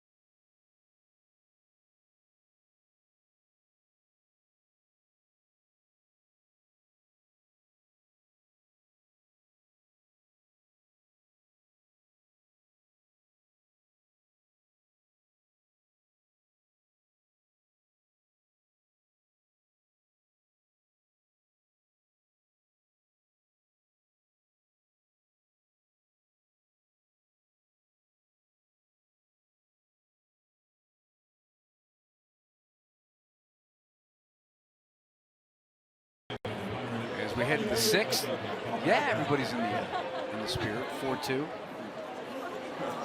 No, well, I haven't watched the movies. I'm not a sci-fi guy or a fantasy guy. Okay. A lot of people that are. A lot of great costumes tonight here. Yeah.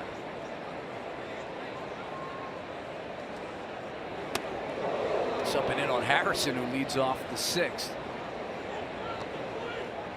He made a strong relay throw home. Just barely nabbed Nolan.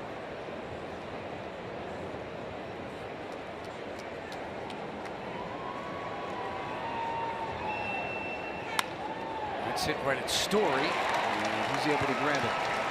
The relay is key, and obviously the positioning, Jeff. I mean, you know all about this, having played everywhere. Yeah, as you're going out as an infielder, you're always checking over your shoulder what's going to happen. And he was already turned towards home. So you know what's happening. Good tag dive by Francisco Cervelli to keep Nolan the opportunity for that hand to sneak back over to the plate. Watch it. Oh, McCutcheon hit.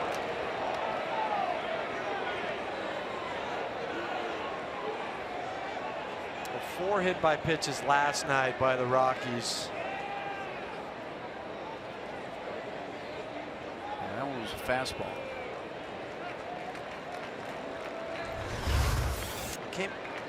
Ball got away from him against Harrison on the first pitch, and then just dots the M on the McCutcheon in the back of the jersey.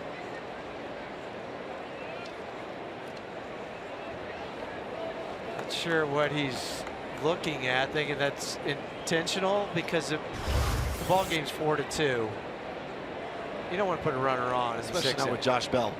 Exactly. Yeah. Maybe it was just more of a reaction. Hey, I just got hit, but there's no intent there. And Bell lines one right at DJ. I don't even know if he saw it. But How did that not take off his head? saw it right when it got to his glove. Well, everything that Josh Bell is hitting is a laser. Hit the home run.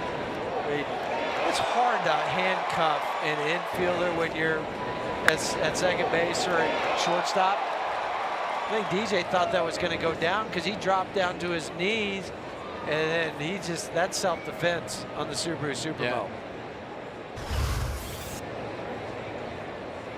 He thought that might catch him. Well, you're not expecting. Not in the glove. Yeah, you're not expecting a ball To rise at you. Yeah.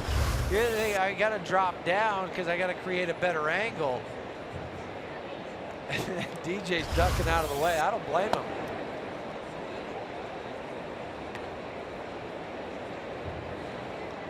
Well, it's the second out of the inning with McCutcheon at first and David Freese at the plate.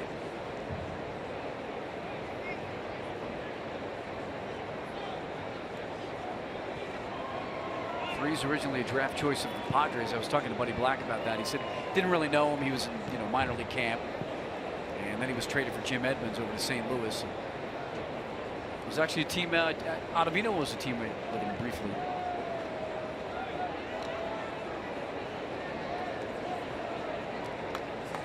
Kutch pops up fast at first, gets his lead again. 9 for 11 in stolen bases for Andrew.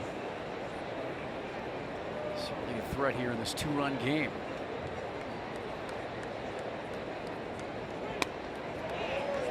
Strike 2 on the curve.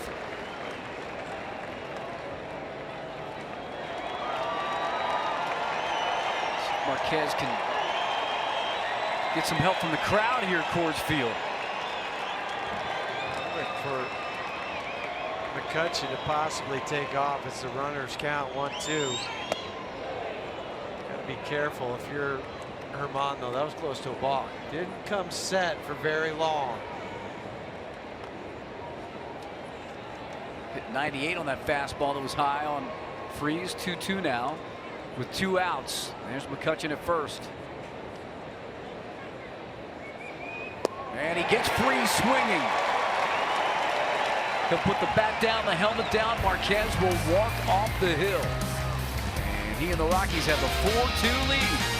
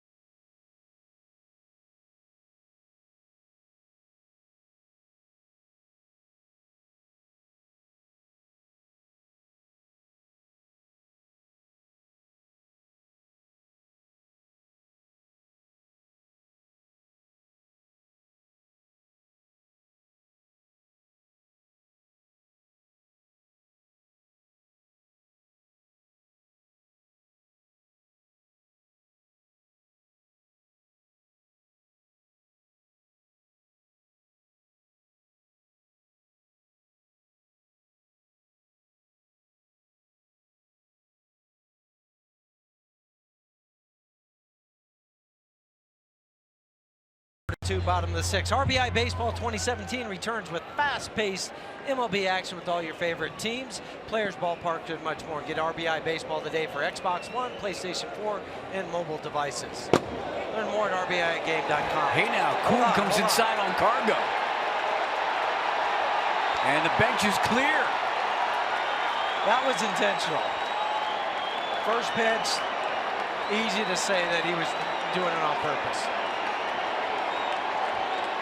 Marquez hit McCutcheon, and first pitch nearly hits Gonzalez. Dwayne Espy holds him back.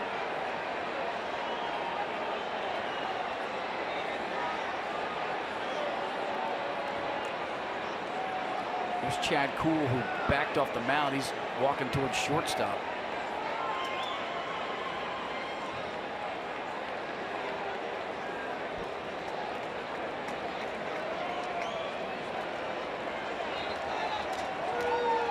Been a while since we've had one of these. I like it.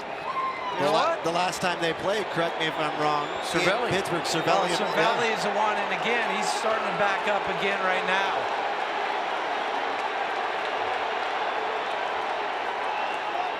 There's Buddy Black. I remember the Cervelli situation because Desmond got in from left field at a heartbeat. Desi's back in the middle of it again. Good for him.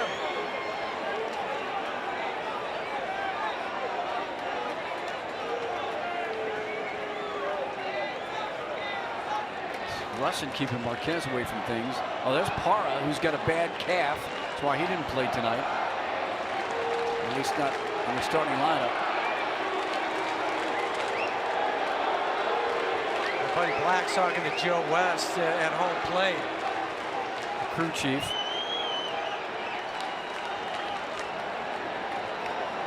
There's Clint.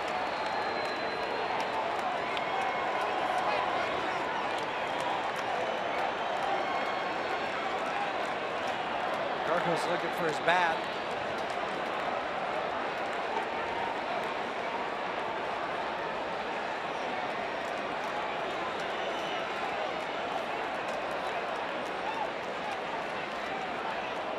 Chad Kuhl wants a baseball.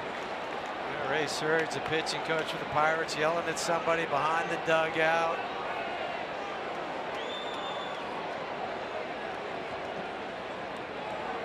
Bullpen's going back to the respective areas. What's the discussion going to be here? I just think they're going to issue warnings to both teams. Yeah. I think that's the best way to handle this situation. There's no doubt that he was throwing at him. Here's my issue with it, is if he had intent to hit him there, what's going to stop him with a warning? Because if he'd have hit him, he'd have got thrown out. So here's what I'm saying is if he hits him now, he's still going to get thrown out. Yeah, but then he gets 5 games. Right.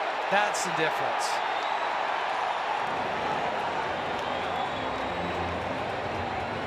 He's throwing 95 plus too on that fastball. Cargo got out of the way.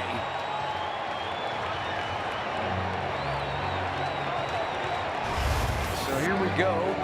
Cargo's going to step back into the box with a 1-0 count. And this is where you just hope you hit something extremely hard. Preferably right back up the middle or like third deck. Yeah. Third deck. 750 feet. Either way. Shift is on for the Pirates. And right back up the middle. And Cargo with a base hit. And he stares him down. So you can see Cargo keeping an eye on Kuhl too the whole time. He was trying to go right back up the middle. So Cargo's been on base 3 times now tonight. Wasn't hit quite as hard as you would like, but you know you're taking the RBI, the base hit. And then when you're rounding first, you're telling him with your eyes. You don't say anything, but he'll look at him right now. Okay.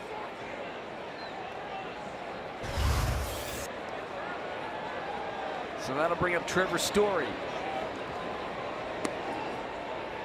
And he'll take a ball.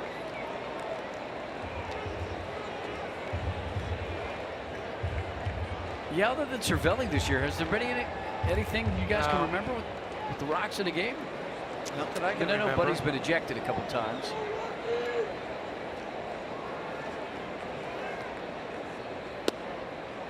It's down 2-0. Oh, but you're right. Both times Cervelli has been in the middle of it after things have started to calm down. AJ Schugel, the right-hander for Pittsburgh, up.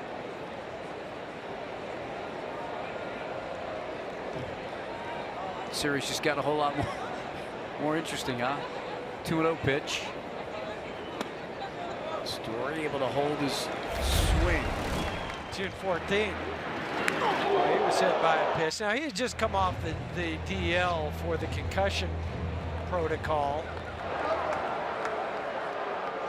Tony's just saying, go take your base, and then Francisco starts chirping. 3-0 pitch down the middle.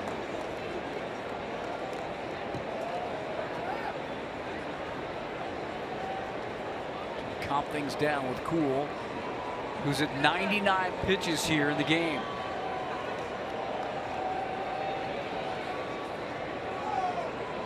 Story gets a hold of this. McCutchen came in, first goes back and makes the grab. Wow. And Cardinals got to retreat to first. That was hit on the button.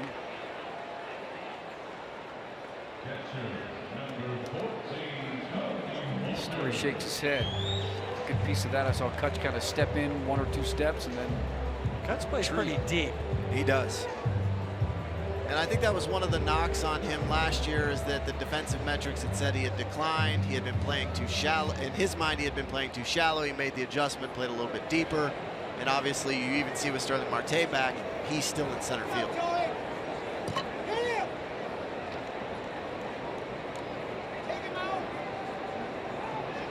throw over to first with Carlos Gonzalez. It's about a 90-mile-an-hour throw over. AJ Schugel was in the bullpen for the Pirates. Cool at 100 pitches. He'll step off the rubber. There's Schugel.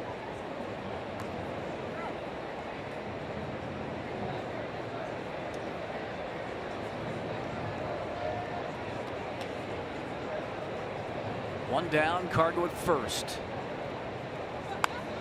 Fouled away.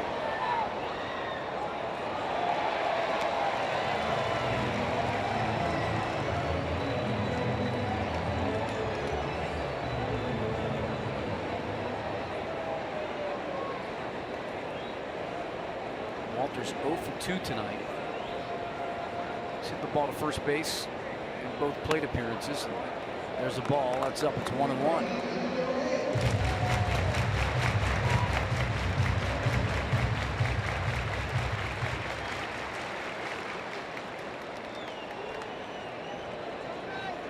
See if Schugel gets in the game. He's a guy that lives in Highlands Ranch. Mountain Vista High School. Yeah. Another hard throw. Josh Bell might have to frame that, thinking he was a catcher.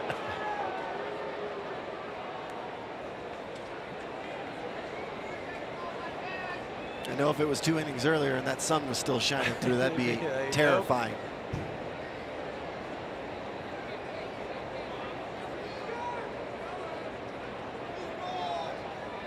That's inside.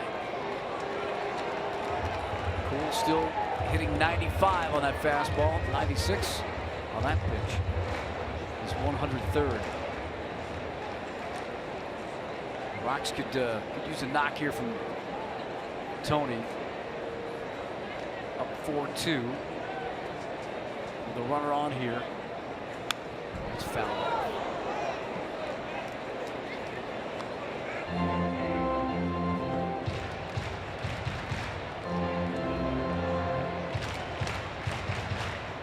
Pirates put up 13 runs last night in their 6th straight win. Took one from the Cardinals and then swept Milwaukee in a 4-game series. And that is strike 3. Tony looks at it all the way. 105 pitches. That's a season high for Chad Cool. He threw 102 in his last appearance against Milwaukee. Clint Hurdle checks in with the bullpen as Marquez comes to the plate.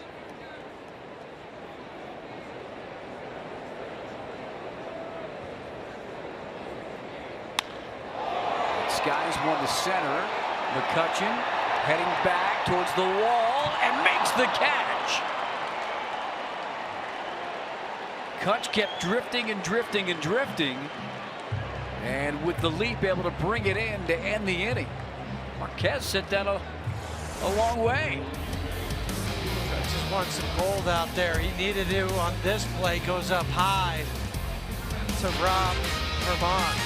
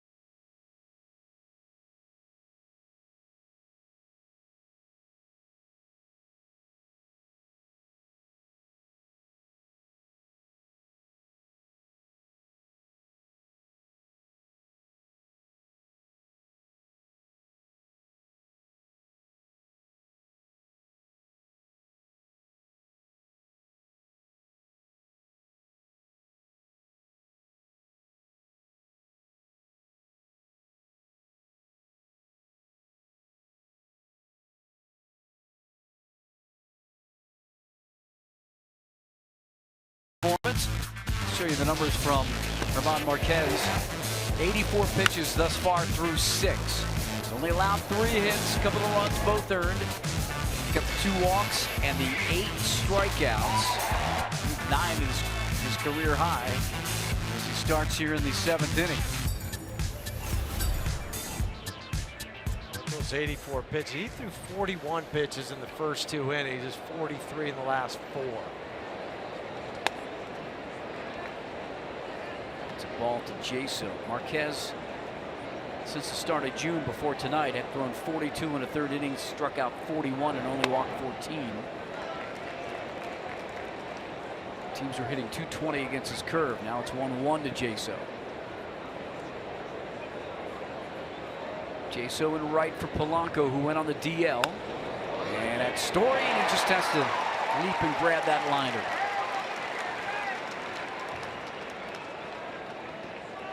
Tomorrow, the first 10,000 fans through the gates will receive a lunch cooler bag courtesy of King Soopers.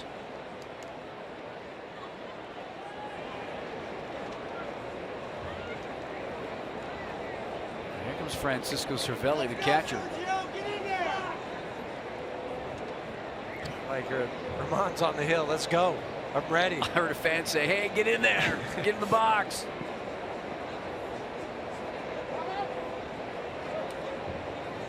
The attendance just announced in Coors Field, 48,235. That is a sellout. Be the 10th one of the season. Trying to play some mind games, some Jedi mind games right now. That's what we got on Star Wars night. Yeah.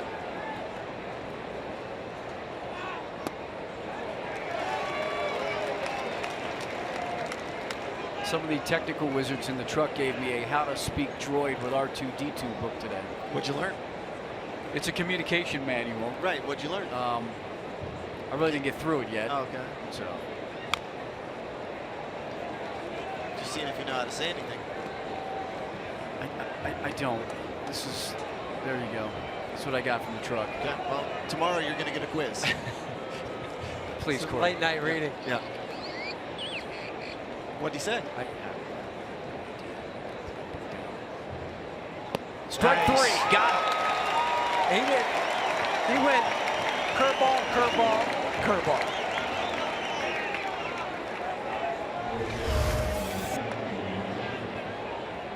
Oh, just a dandy, reaching for it on the Subaru Supermo.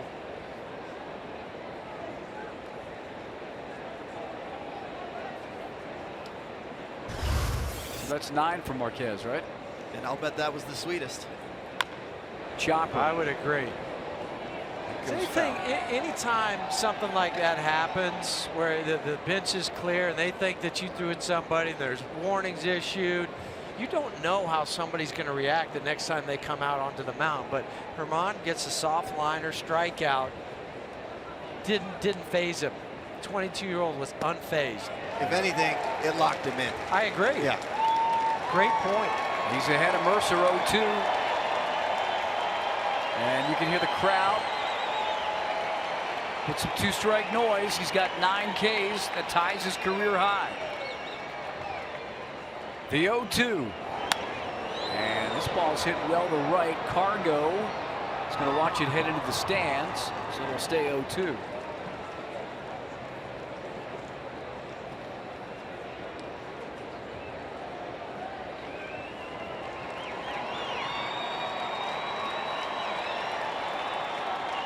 Rockies this season, when they get a quality start, 34-6.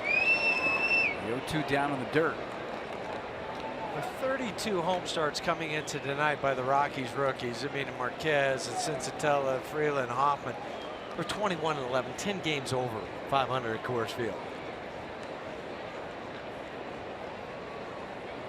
The 1-2. That's an off-speed pitch. Now it's even at 2-2. Changeup misses.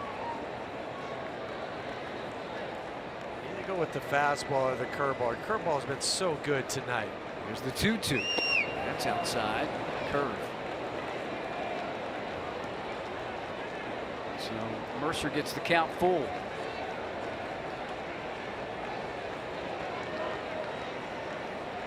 Marquez looks in. Fastball hit well. Blackman on his horse heading back in center and makes the grab with the track. And Marquez likes the running catch from Charlie Blackman. Chuck ran it down in center. And that'll do it for the Buccos in the 7th. Marquez with 9 strikeouts, and he likes the defense behind him.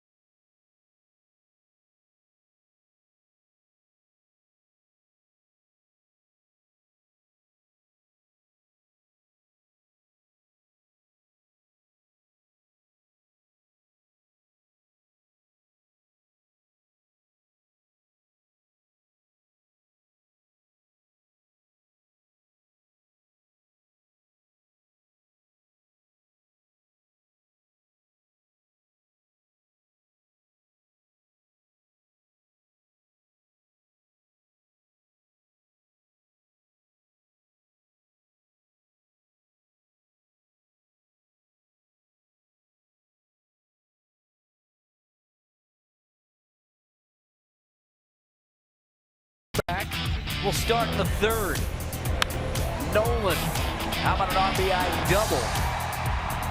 And And the Rocks starting to roll with Charlie Blackmon scoring. Mark Reynolds, 2-strike pitch, short to swing. He knocks it Arenado.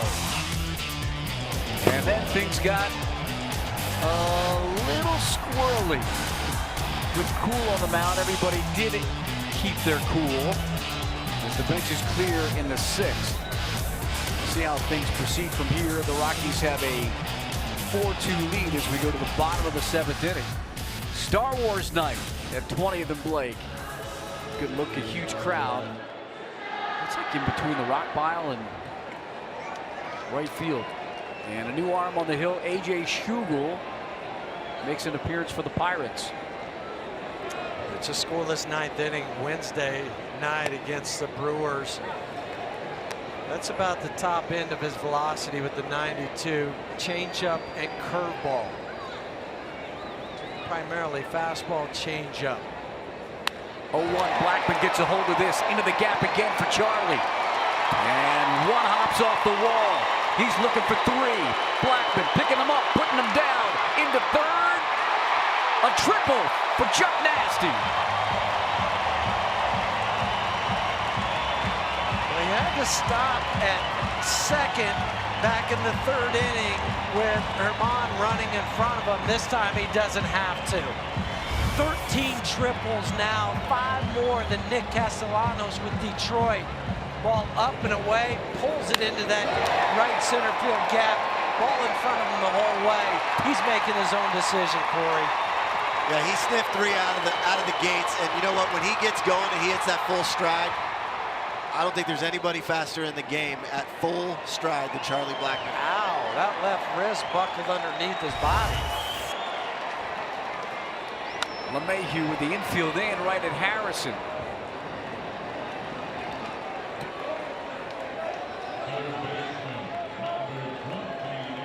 So DJ walks back, 1 out. They're going to put Nolan on. This is a question I'm throwing out there. They are. Okay, that's what I think.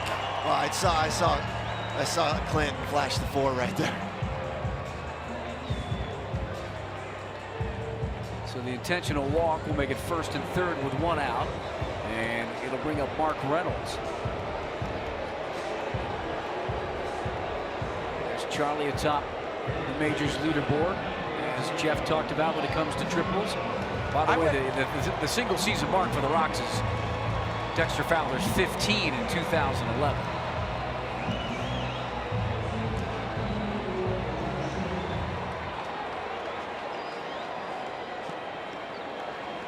Got to get this run in. And if you're the Pirates, obviously they're hoping for a double play ball from Mark Reynolds, who has an RBI tonight. Well, that's why they put Nolan on. I mean, he's the RBI leader. He's already driven in a run tonight with the double in the 3rd. You can say 2, 3, 4, and keep going, whatever you want about Nolan. Yes. I know why they put, yeah. you know. But you're trying to set up a force and hope that Mark would hit into a double play. Schugel's ahead of 1, yeah. You're hoping Mark hits it over the wall. Outside. Final line on Chad Kuhl. 6 innings pitched, 9 hits, 4 runs, all of them earned, 1 walk, 4 Ks, 106 pitches.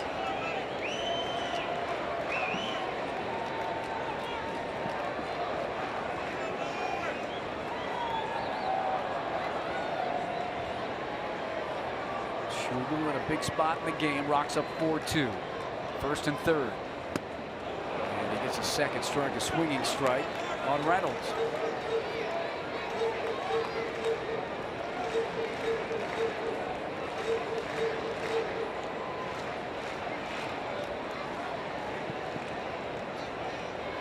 I think Schugel has enough to beat Mark inside, so if I'm at the plate, I'm thinking away to cover the outer 3rd. Cervelli sets up away. That's just off the plate. Good eye. About a ball and a half on the Subaru strike zone. Reynolds has taken his walks this season. Leads the team in walks. That's why his on-base percentage is way up. I think it was a 380 coming into the second half. 2-2, and they get him swinging on a changeup. Now, Schubel's got to deal with Ian Desmond.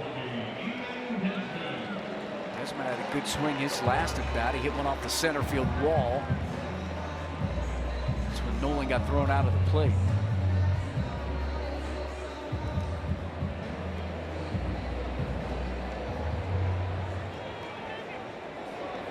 Desi 285 on the season with that double tonight.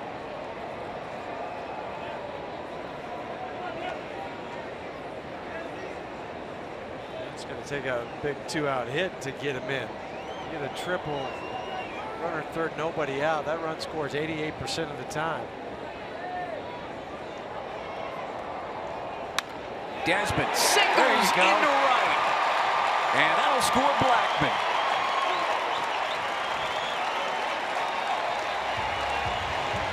First pitch swinging for Ian Desmond, and he makes it 5-2 Rockies. Just when the Pirates thought they were off the hook, Desmond's now hitting .462 with 2 outs and runners in scoring position. He was sinking it other way the whole at bat. Drive in that run, extend the lead back to 3. Desmond's got a lot of hits the other way. Now here's Cargo. And we know what happened the last time Gonzalez was at the plate. Let's show you in the 6th inning. He led off after Marquez had hit McCutchen. Cool goes inside. You heard it come off the back wall. Cargo steps out. Cervelli's in the way. Bench is clear. Bullpen's clear. Russin holds off Marquez. Corey, you and I were talking in the break after that, and I thought you made a very valid point with Marquez out. He turned it up a notch last inning.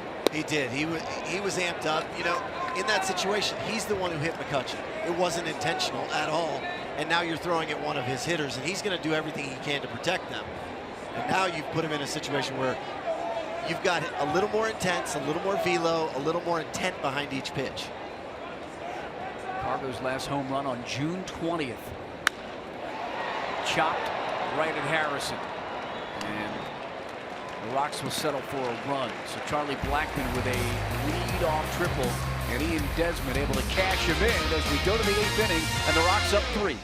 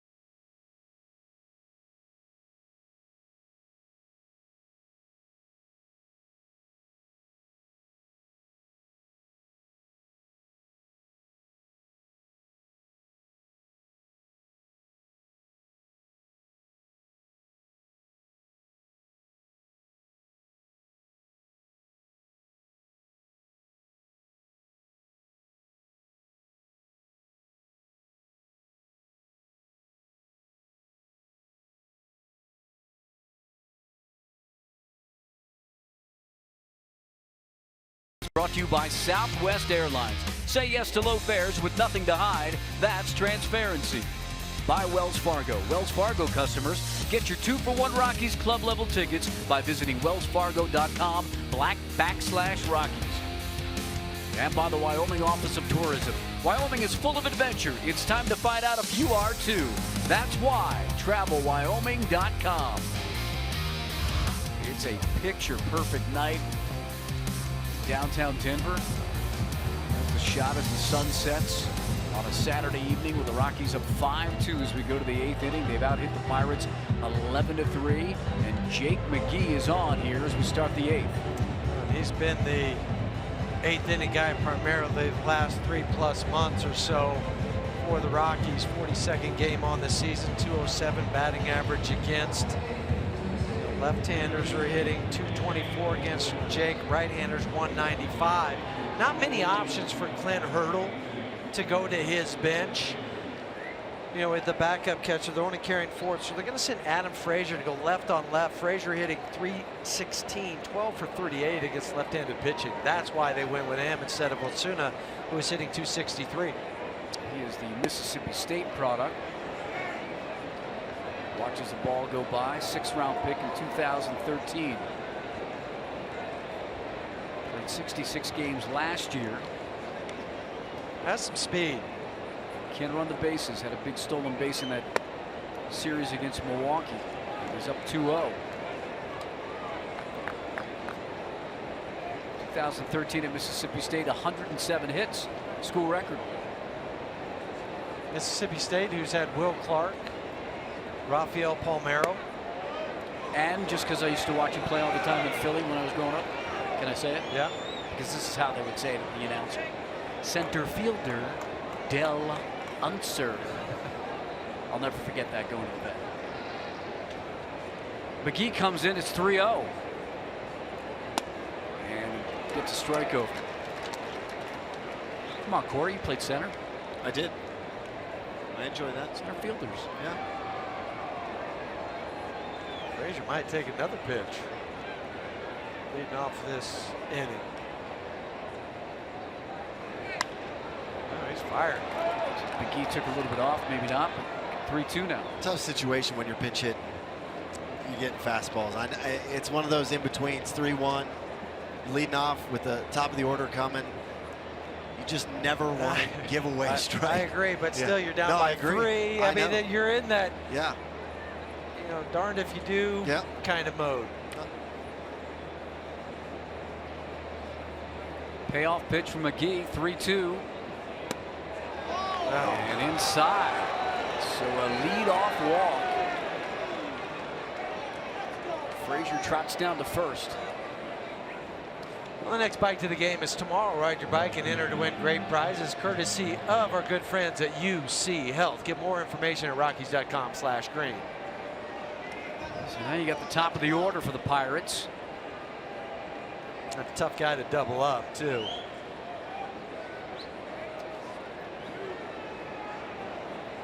Marte has a single on the night. 1 for 3. And he's got another hit. First pitch swinging. So 2 on.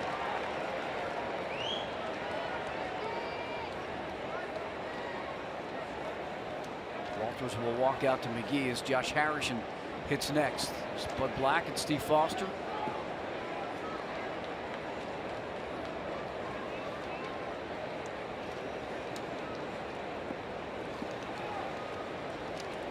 He's starting to get into the teeth of the lineup for the Pirates.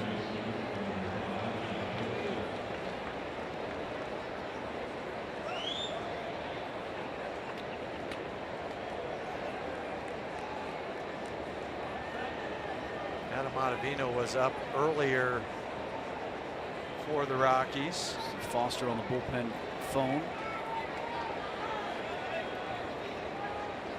McGee was in on Monday. He was scored upon. They get Greg Holland up. Harrison aggressive, fouls it off. Harrison's pretty aggressive anyway.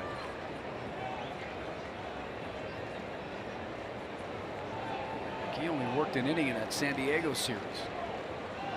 Because the Rockies put up a bunch of runs against the Padres. That one inning, he had 1 strikeout. Here's the all-star Greg Holland loosening up.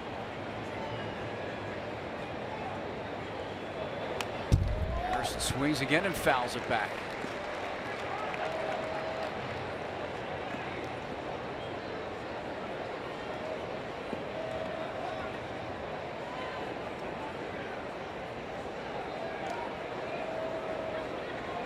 Pirates scored in the first inning.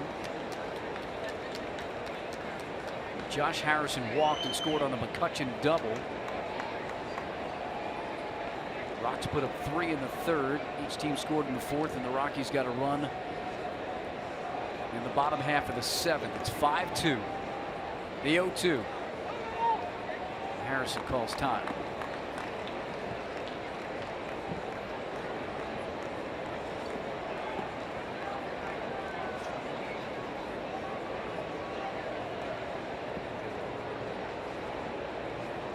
Discussing where they want to go, because they had set up inside to Harrison on the 0-2 pitch.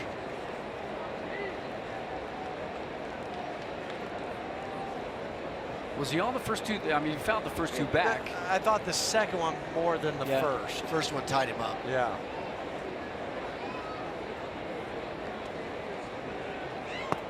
Two outside. Curveball. I haven't seen that as much this year with the healthy knee from Jake that we saw last year.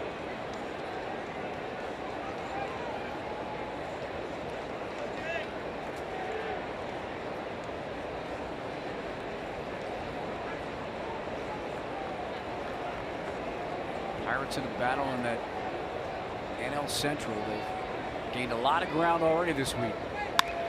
Grounded, Nolan, nice grab. DJ over to first, and they turn 2 on the pick. Unbelievable all the way around. First it takes the range, and Nolan saying, my bad on the throw to DJ, but you have to get rid of this. 111 double plays for the Rockies, and probably none more important than this one right here. Nolan ranges far to his left. Doesn't get a whole lot on this throw, almost buries it into the ground. DJ picks it up off his shoe tops and makes a throw to Mark, who has to dig it out of the ground. You got Marte and Harrison running. They knew they had to. Look at that. Just all the way stretched out. A little bit of a change up to DJ. Left foot on the bag, just like you're taught. Over to first base. Not out of the woods yet, but you're feeling a little bit better. Cal McCutchen up. I think one of the big differences so far in the game, you take a look at runners in scoring position. The Rocks, 4 for 9 on the game. Pittsburgh, 0 for 4. Trying to strand Adam Frazier at third. The pinch hit and drew a leadoff walk. There's the runners in scoring position number that Corey was talking about. Big crowd trying to help on Jake McGee and the Rocks with McCutchen at the plate. The 5-time All-Star. Swinging 0-1, it's 0-2. You know, you were talking about that curveball, back door right there to Harrison on the 0-2 pitch. What it really does is sets up that fastball in. It gets him looking away so that they can tie him up with that fastball in. Gets that ground ball, obviously, in the double play. I think people underestimate at times what an off-speed pitch does psychologically to a hitter. Just to know that he has one. McGee looks into Walters. McCutchen at the plate. Frazier at third. 2 down here in the 8th. And fouled again off to the right side. 98 on that last fastball.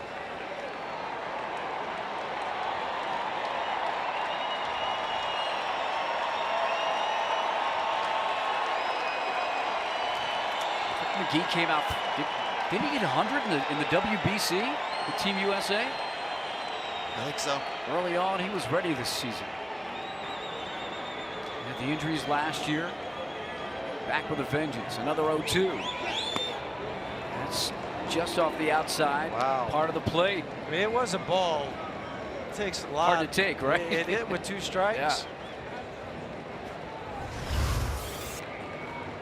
We're seeing fastball, good location. It was down, but not by much. Goes in that spot again. He's got the side. Now is 1-2. That's inside. They went the other side of the plate.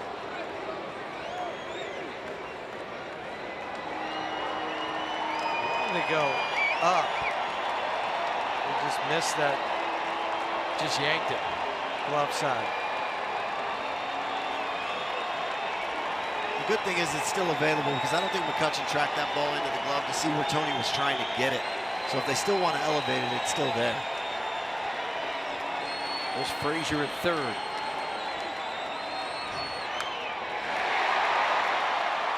McCutchen just got a piece of it. Just enough. Just enough. Tony couldn't hold on.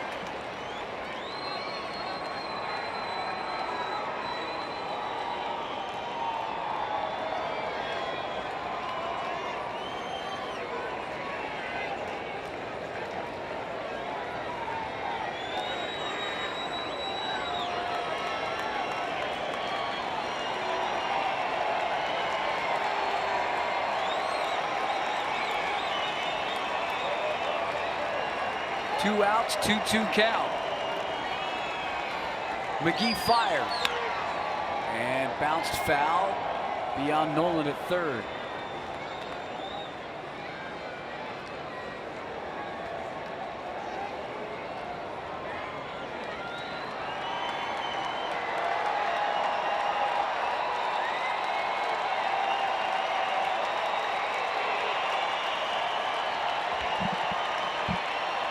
Coors Field getting loud as McGee looks in. You still go with the fastball, but come inside. 2-2. And that's down. So now you've got a full count with McCutchen at the dish. Josh Bell on deck. 4 hits last night, 4 ribbies, and he's hit everything hard tonight.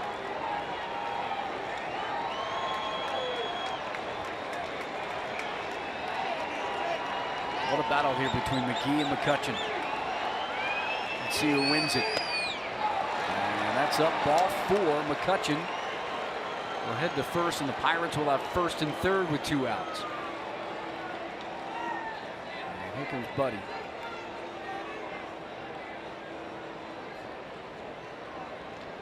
He's going to go the 4-out save with Greg Holland. So with Josh Bell coming up, the rookie,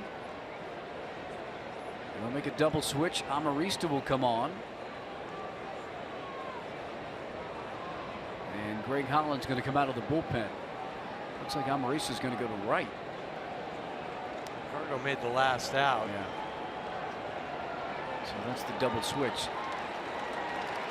So McGee walks off, Cargo walks off. We'll come back first and third with 2 down.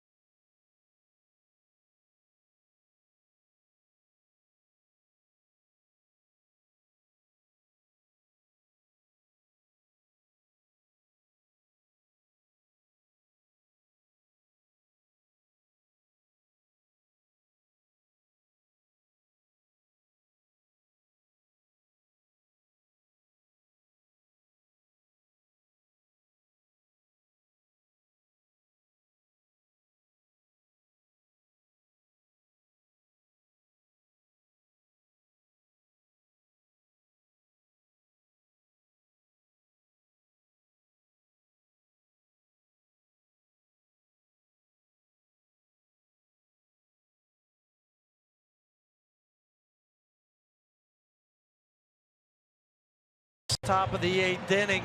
The Rockies are seeking nominations for the 15th Annual Adult Leadership Award. This award recognizes individuals who have demonstrated a commitment to the Hispanic community.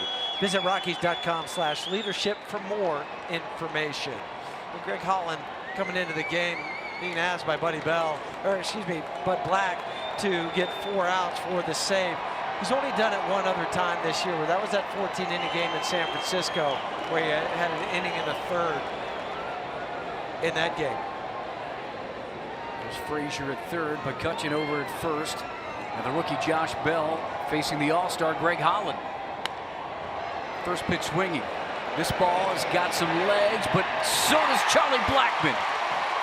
And Chuck runs it down. Another play in the outfield to get the Rockies back into the dugout with a 5-2 lead.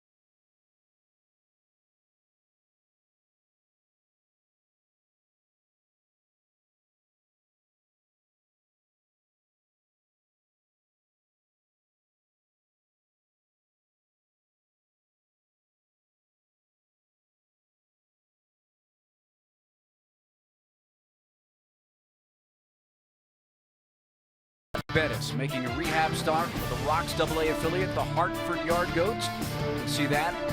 Otto talks with Jenny about fatherhood in the Big Apple, his hometown. And Spilly's going to catch up with the skipper, Buddy Black, on the state of the team.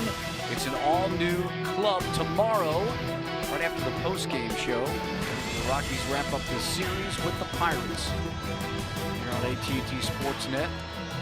Great look at Coors Field on this Saturday night. We go to the bottom of the 8th. The Pirates will bring on a lefty that they just called up today, because they put Polanco on the DL. And that's Stephen Brault, number 43, who actually went to Regis University here in Denver. The only alum of that school to play in the bigs. Stephen Brault. Not only pitched there, he played a little outfield too for Regis.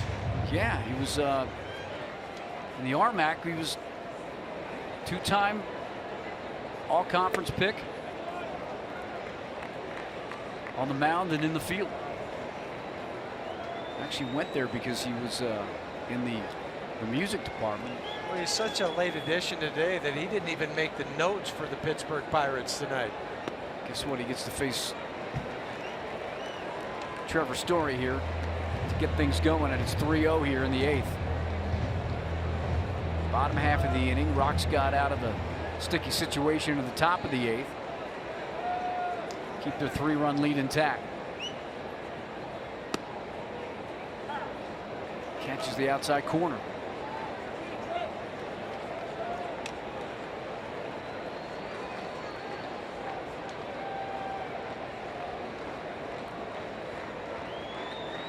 (3-1) to Story. And he gets jammed. This is going to get out of play.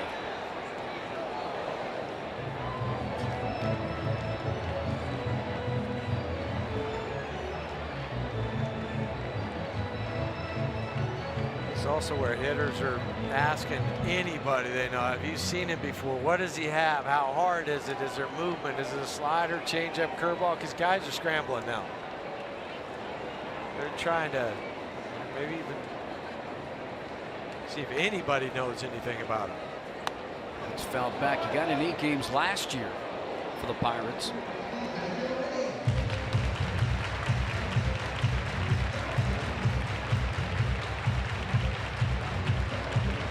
got him from Baltimore in a deal that the only name I noticed that it involved that I know is Travis Snyder. 3-2 pitch to Story. Stays alive, fouls it off.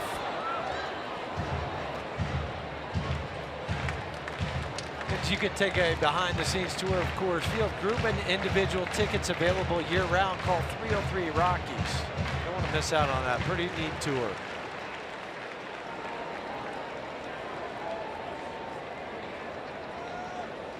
Another 3-2 now to Trevor. And that's outside, a leadoff walk. Story's been on base a couple of times tonight as Clint Hurdle looks on.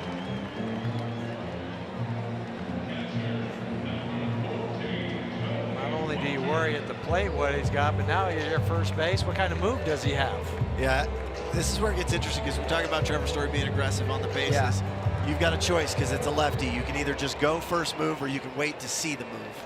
I would like to just wait maybe a pitch to see if he throws over. I don't want to immediately take off. But there you get your first, step back move. Yeah, so do you ambush him early or do you wait and see?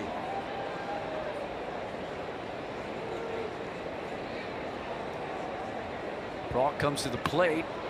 Walters puts the bunt down, and they'll move Story over a bag with Amarista due up next. On the double switch, Alexi will come to the plate. So the sac bunt for Tony Walters. I'm playing that for one more insurance run.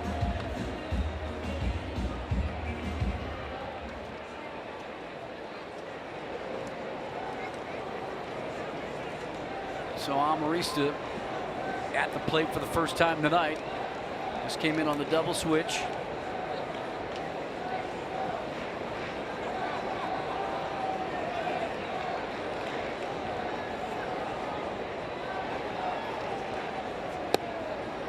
He takes that down for a ball.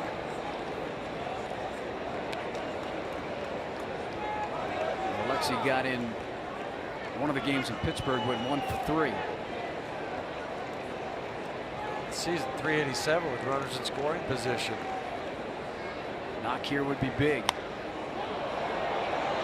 Foul down the left field line. Marte makes the run and can't make the catch.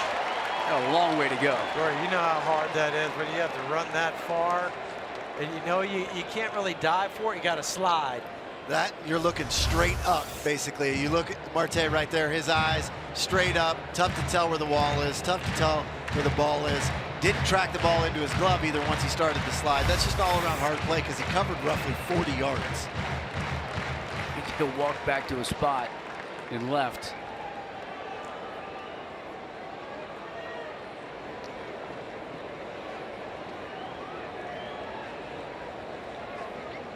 So now the lefty set with a 1-1. And there's a knock from Amarista. That's going to score Story. So Alexi Amarista comes through with a big insurance run for the Rocks. Alexi has 16 RBIs in his last 31, now 32 at-bats with runners in scoring position. And the fans love it here at Coors Field. Hit the one to left field that was almost caught. Supposed to be away. See how Cervelli reached back, ended up inside. So much fun when that's as a hitter. When you get that hit, you know you've driven in a run immediately coming out of the box. You're excited. You feel like you're running on air when you're just running around first. Blackman up with Amarista on second, so the double switch works for Buddy Black. And you push it back to 4 runs. Greg trying to keep his arm loose. Blackman. This might be the same play for Marte. Mercer's looking for a play, and he can't get there. I'm not sure what Mercer was doing because he looked at David Freese like he was going to catch it. That's a better angle and an easier angle for the shortstop. But just keep an eye on Jordy Mercer. Watch, he'll just, you know what? Down at Marte. He looked at Marte, excuse me. I thought he was looking at David Freese. I saw him take his eye off the ball momentarily, but he didn't want to have the collision over there after. That was real near the area that Lexi fouled the ball off.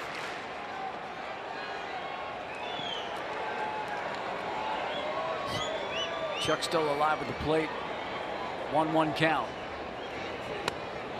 Swings at an outside pitch. It's 1-2. Charlie's got a double and a triple tonight.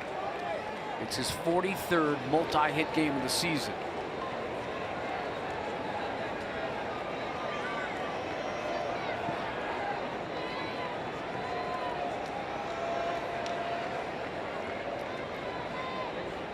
Brault with the pitch. Chopped over to Harrison. That'll move Amarista to third. Now 2 outs.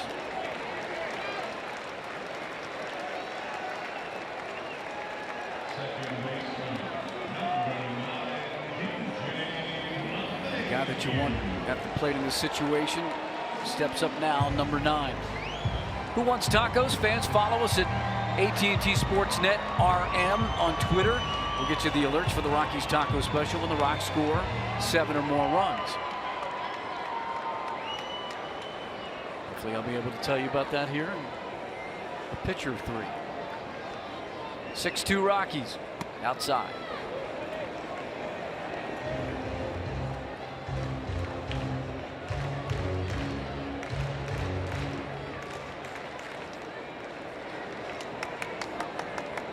DJ and RBI tonight with a sac fly.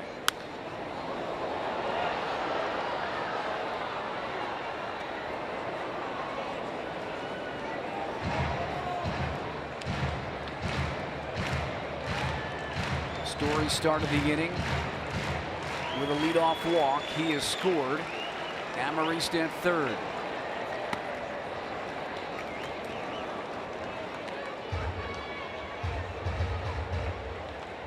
DJ already 1 RBI tonight with that sac fly in the 3rd inning. Ahead in the count, 2-1. That was his pitch.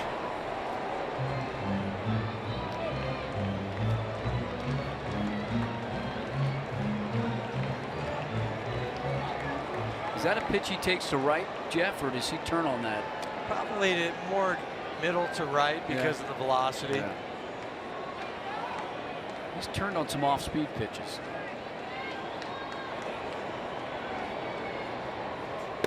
That's inside. The count's full.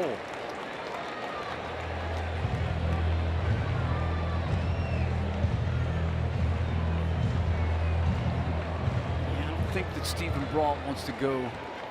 I think if DJ walks, I think they go ahead and intentionally walk Nolan. Again? Again. Down the line, but foul. Just off the bat. I think DJ was cheating on that one. It's been beat a couple times at the last night, last night and then tonight. He was looking fastball in. Just missed a double. Mislocation. Steven down the line, better view. Really foul. This is up the middle. Is it going to drop in front of McCutcheon? It will.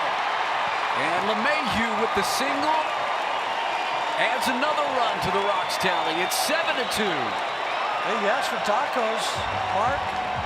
We get them. Tomorrow, 4-6. At your participating Colorado Taco Bell locations. We're living boss at Taco Bell. Just knew this was a good spot for DJ LeMahieu. You got Brault working down in the zone. Yeah. DJ got a couple of good pitches that he almost turned on. You see that one down out over the plate. Right where DJ likes it, drives it right into center field in front of Andrew McCutcheon. Amarista comes home, pushes it to 7-2.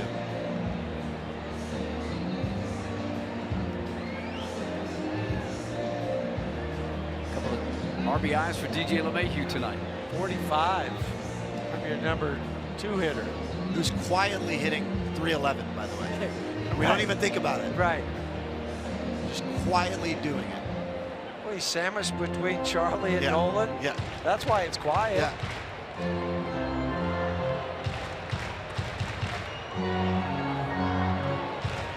There's Nolan. His 2 hits tonight has his average up to 314.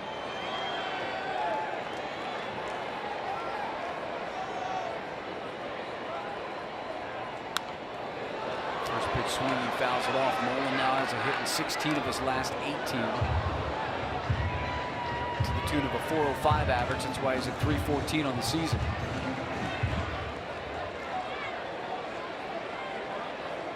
Rockies 13 hits on the evening.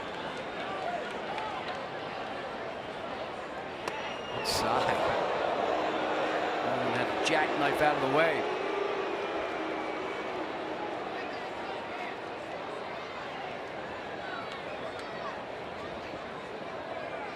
Rick's still trying to make sure that arm stays loose.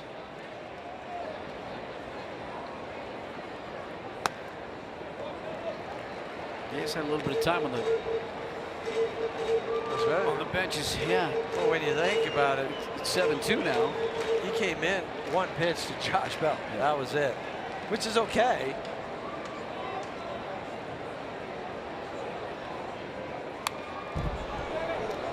That was a hack.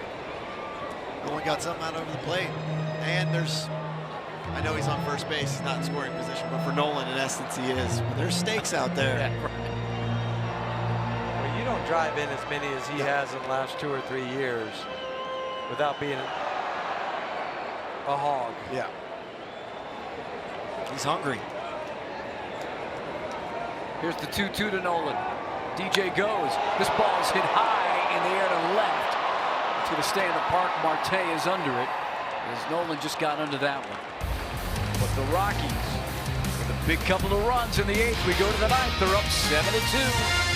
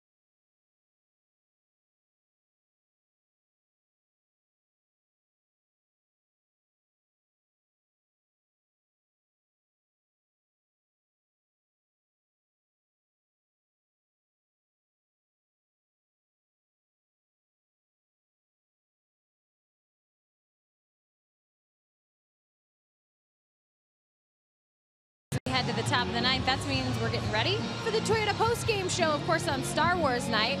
We got to talk a little bit about, you know, the Empire versus the Rebels, the bench-clearing brawl. I know, that was I love bench-clearing brawls. It's a dance. It's a nice dance. Oh, man. But there's a nice dance on he's the our hill. man. Yeah. If Herman can't do it, no one can. he was fantastic, too. Fantastic. The offense, fantastic to see as well in this series. Plenty to break down coming up on the Toyota post-game show. Guys, we'll send it back to you for the 9th. It's going to be awesome. There's Greg Holland through 1 pitch in the bottom of the 8th, in the top of the 8th, and got it out. He's on in the 9th with David Freese leading off for the Pirates, and the Rocks up 7-2.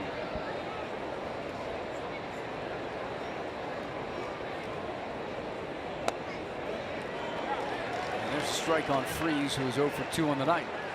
I'm sure Buddy's hoping now that it's about a 10 or 12 pitch inning. You don't want to drag it out so you can use them again tomorrow.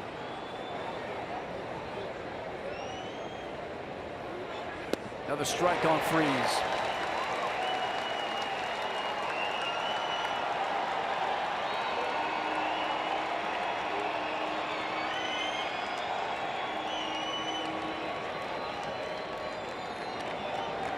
Night to be at Coors Field. Rocks were down 1-0.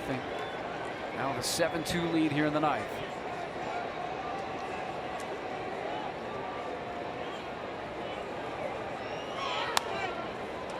He stays alive, fouls it off. Speaking of tomorrow, the matchup, Von Novo's 10-6 on the year for Pittsburgh against Kyle Freeland, 9-7.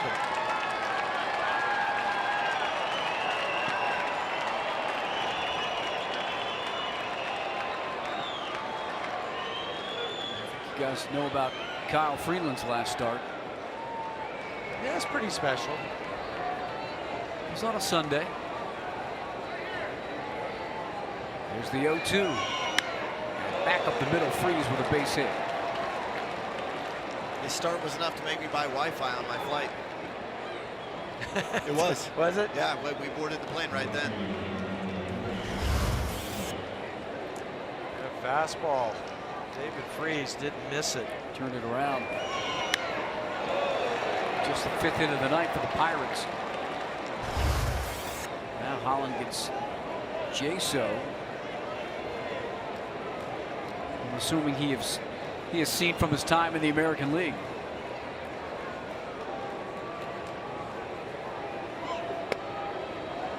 It's off the plate.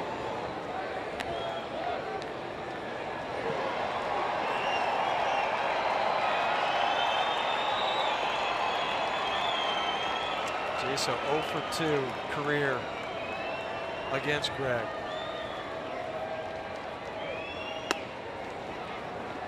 Jaso was drafted by the Rays. He's played for Tampa Bay, Seattle, and Oakland in the AL. He was a catcher when he first came into the league. In fact, he caught Felix Hernandez's perfect game. Forget about that Right, he was yeah. a catcher. Come on now.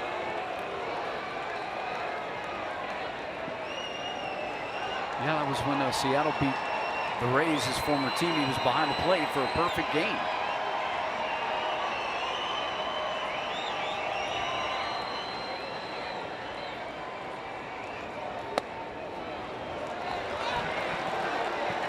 And 2 base runners to start the ninth off.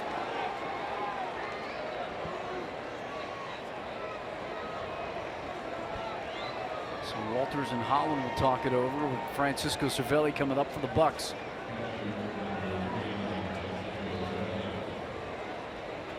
Greg shaking his head with a 4-pitch walk to Jaso. We can go back to that slider. He's had a pretty good feel for that.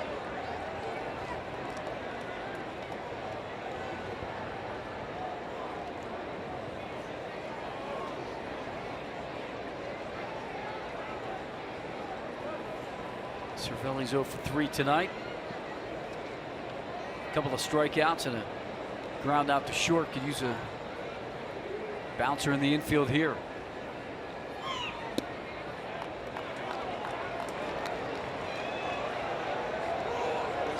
The exact opposite of what Bud wanted. That I said 10 pitches. You want to be 10 pitches to be done with this inning. Yeah, you know, Huey, we always talk about how closers, when they're, you know, it's not a save situation, but it was when he came into the game. He's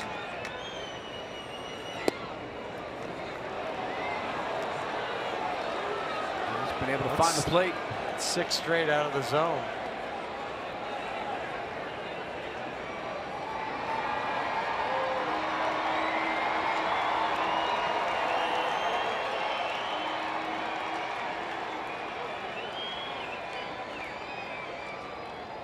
Here's the 2-0 now to Cervelli.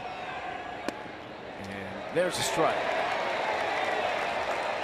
So he went to the fastball. Cervelli's taken though, right? Oh, definitely. Yeah. After 6 straight, Yeah, you have to. yeah. I still think with a guy like Cervelli up there, he's just 1 pitch away from getting the double play. Agreed. They've had success kind of making him reach for something.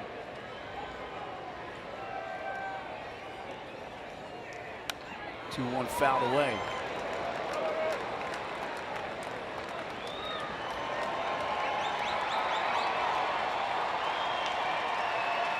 See the double plays this season on Cervelli. He's only hit into 5. Did miss some time.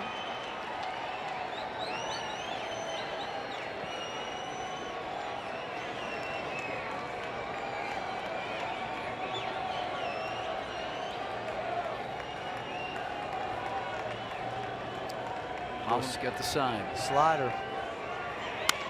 And it's hit to right. Amarista going back. He'll make the grab. Rock's getting out. Freeze will advance. 1st and 3rd now. You're playing to the scoreboard. You'll take that out, let the guy go to 3rd, but you still keep the double play in order.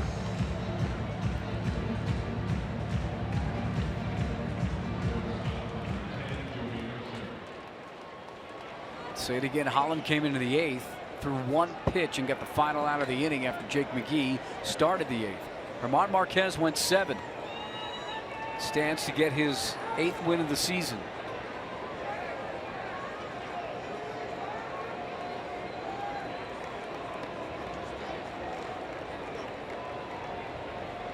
Here's Jody Mercer.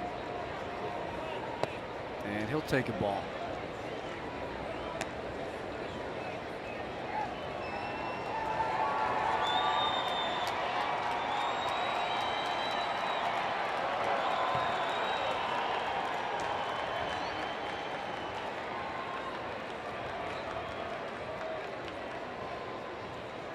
The 1-0 from Greg Holland. That's outside.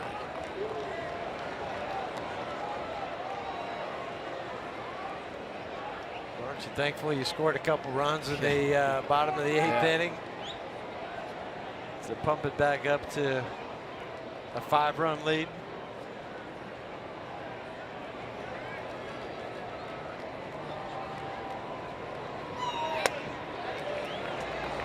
Oh. Another 3-0 count. Well, yeah. It was that way last night, a little bit tonight, too.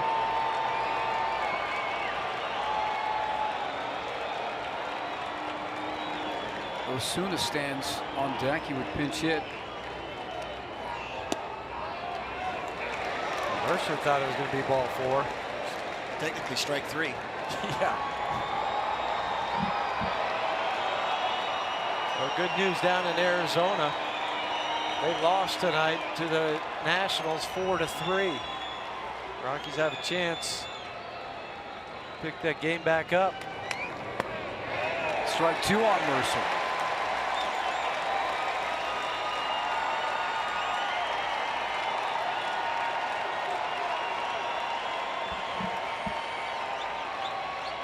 There it is. Put the final up. Arizona tried to mount a rally in the bottom of the 9th. Sean Doolittle snuffed it out. That walk-off last night. So the 3-2 from Holland with runners at the corners. That's down. They're going to check it. And now the bases are loaded.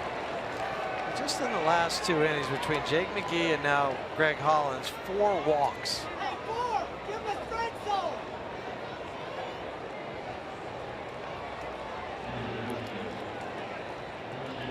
Pittsburgh only has 5 hits. Jose Osuna is going to pinch hit for Pittsburgh.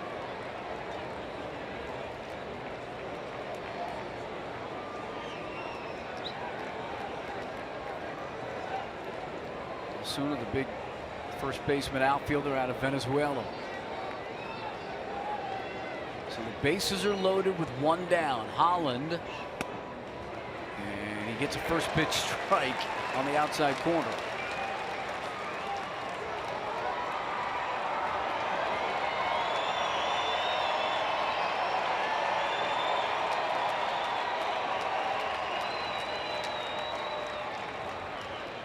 Osuna's only started 5 games this season for the Pirates. The 0-1, he fouls back, big cut.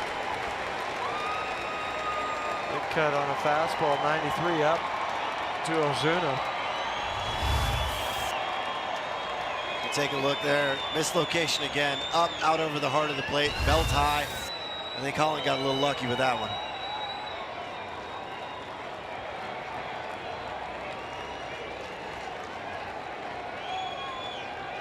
2 games that Greg Holland saved against the Padres on Monday and Tuesday night. I think he threw 15 pitches in both games and 10 and 11 strikes. So 0-2 count here on Osuna. The pinch hitter for the Pirates. And Osuna pulls this foul into the stands. Yeah, the Monday night game, the Monday night game against San Diego. Threw 15 pitches, 11 for strikes. Tuesday night, 12 pitches, 9 for strikes. I think we're also forgetting the fact that he was on the bench for a little while in that bottom of the 8th. That's a good, it's a good reminder. So just roll over and hit a ground ball double play and let's be done with this. Yep. I'm all for it, Huey, Corey. So the 0-2 to Osuna with the bases loaded. Coming from Holland. And he gets him swinging. So the Pirates down to their final out as the fans come to their feet. That strikeout pitch. Yeah, he got ahead with some fastballs and then goes to his bread and butter.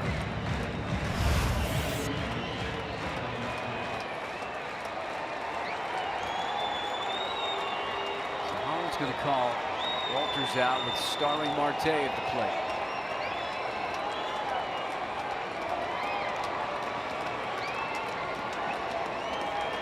Marte singled in his last at bat, first pitch swinging. A couple of hits, not a surprise. He's a 500 hitter all time at Coors Field. Both hits tonight, he swung early in the count. Last at bat, his first pitch swinging.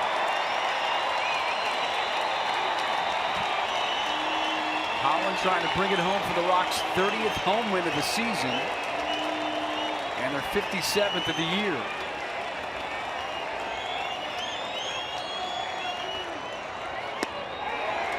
And there's a strike.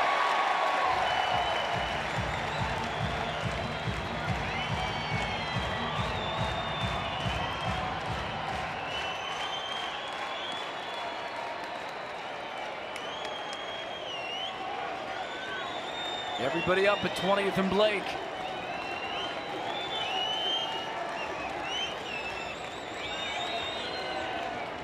The 0-1 from Holland. That's down, makes it 1-1.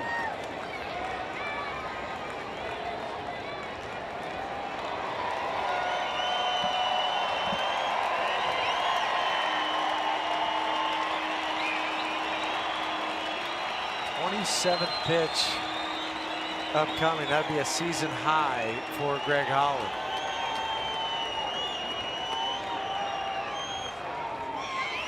That pitch will be swung on and missed.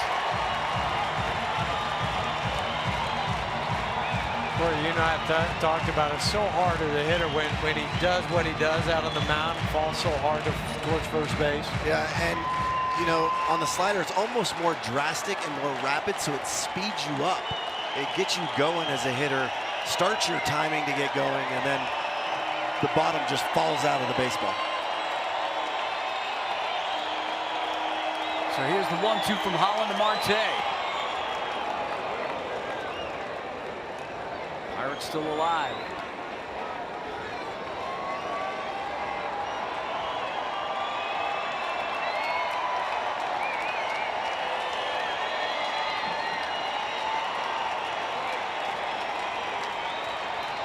I always say the last 3 outs are the toughest. And Holland is deliberate, yeah.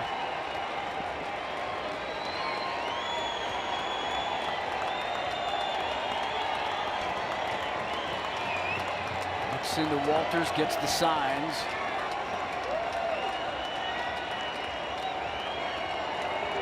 Marte steps out.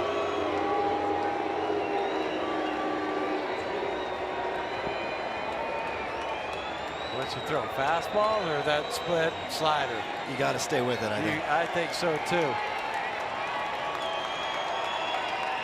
2 down. Here's the 2-2 to Marte. And it's chopped. Tough play. Story is going to have to eat it. And it's a run for the Pirates on the infield hit. You know what? I don't think Trevor's going to throw this, but if Tony gets around onto the front side of the plate, he might come home. He looked at home, right? He did, but watch Tony. So he stays back, though. So Trevor looks like he might throw home, but Tony's not in a position. He's got to be on the other side. Front side of the plate? Yeah, even if you don't think there's a play, he got caught. Because Trevor, that was the only option with the hop going there to the side. Yeah, with the ball taking that angle, and because you're not going to be able to go to first. The change of direction. So Buddy Black comes out to talk things over. He's going to leave Greg in. This is where you trust what he's telling you. Are you okay? Do you feel good? But what it, to me, guarantees that he's not going to be available tomorrow. Right. But you worry about today.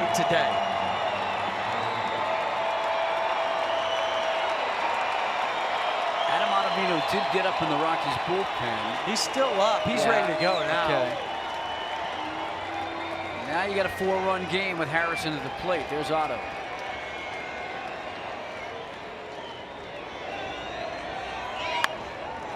And that's an excuse me swing that just goes foul. More than excuse me swing, that was a breath holder.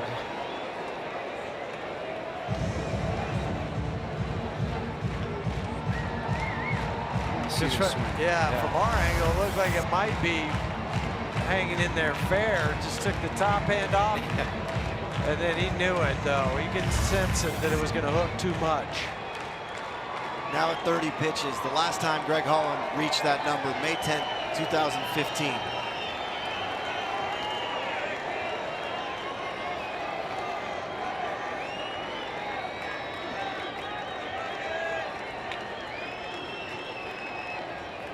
The 0-1. Harrison reaches again, but out of the strike zone to foul that off. That's what you fear with Josh Harrison, that he can cover both sides, and he's just thinking, put it in play. Yeah, he's that kind of scrappy hitter and player. If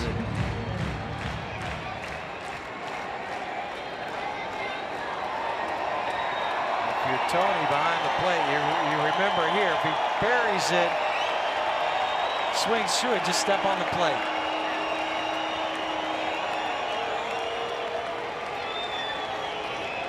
Fans ready to celebrate. It's 7-3, bases loaded, 2 down, and an 0-2 count on Josh Harrison. That's down, and Tony was able to keep it in front of him. I think he was sitting on that slider. Yeah. I think it's a good opportunity to change the eye level.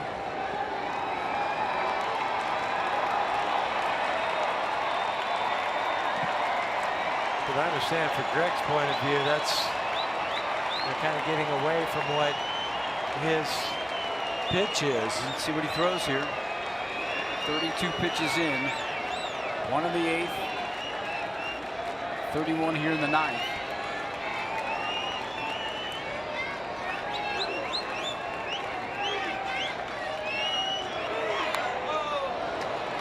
Harrison staying alive.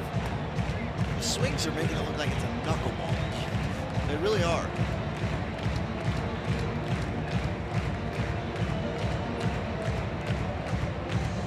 But it's the pitch. Sometimes it'll go to a right-hander, go down and away. Other times it'll back up, maybe act more like a left-handed slider. I feel like everybody's been standing for about 15 minutes. Yeah. Palms are sweaty. Yeah. Another 2-strike pitch. And a fly ball. Blackburn calls for it. Under it. Ball game.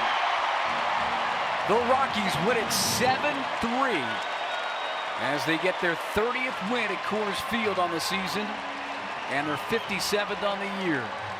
There's Germán Marquez. He moves to 8-4 with 7 strong innings.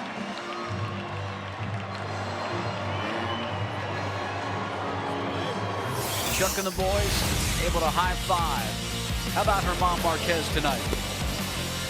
He was outstanding. 7 innings, especially the last 5. You know, the first couple threw a lot of pitches, 41 pitches, and then he went into cruise control, retired 12 out of the last 13 batters that he faced. The only one that he didn't was that hit by pitch that kind of started things. The Force was with the Rocks tonight on Star Wars night. Chuck, of course, in the middle of things offensively and defensively.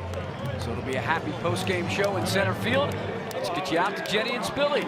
I never thought I'd say this, but Mark and I think a lot alike. Oh, gosh. The Force was with the Rockies. The Force is strong with Marquez. He's Yeah. a strong one. Took down the Pirates. I mean, a great outing for Germán Marquez. We'll break down the starter and, of course, this Rockies offense getting red hot again. We'll be right back with the Toyota postgame show.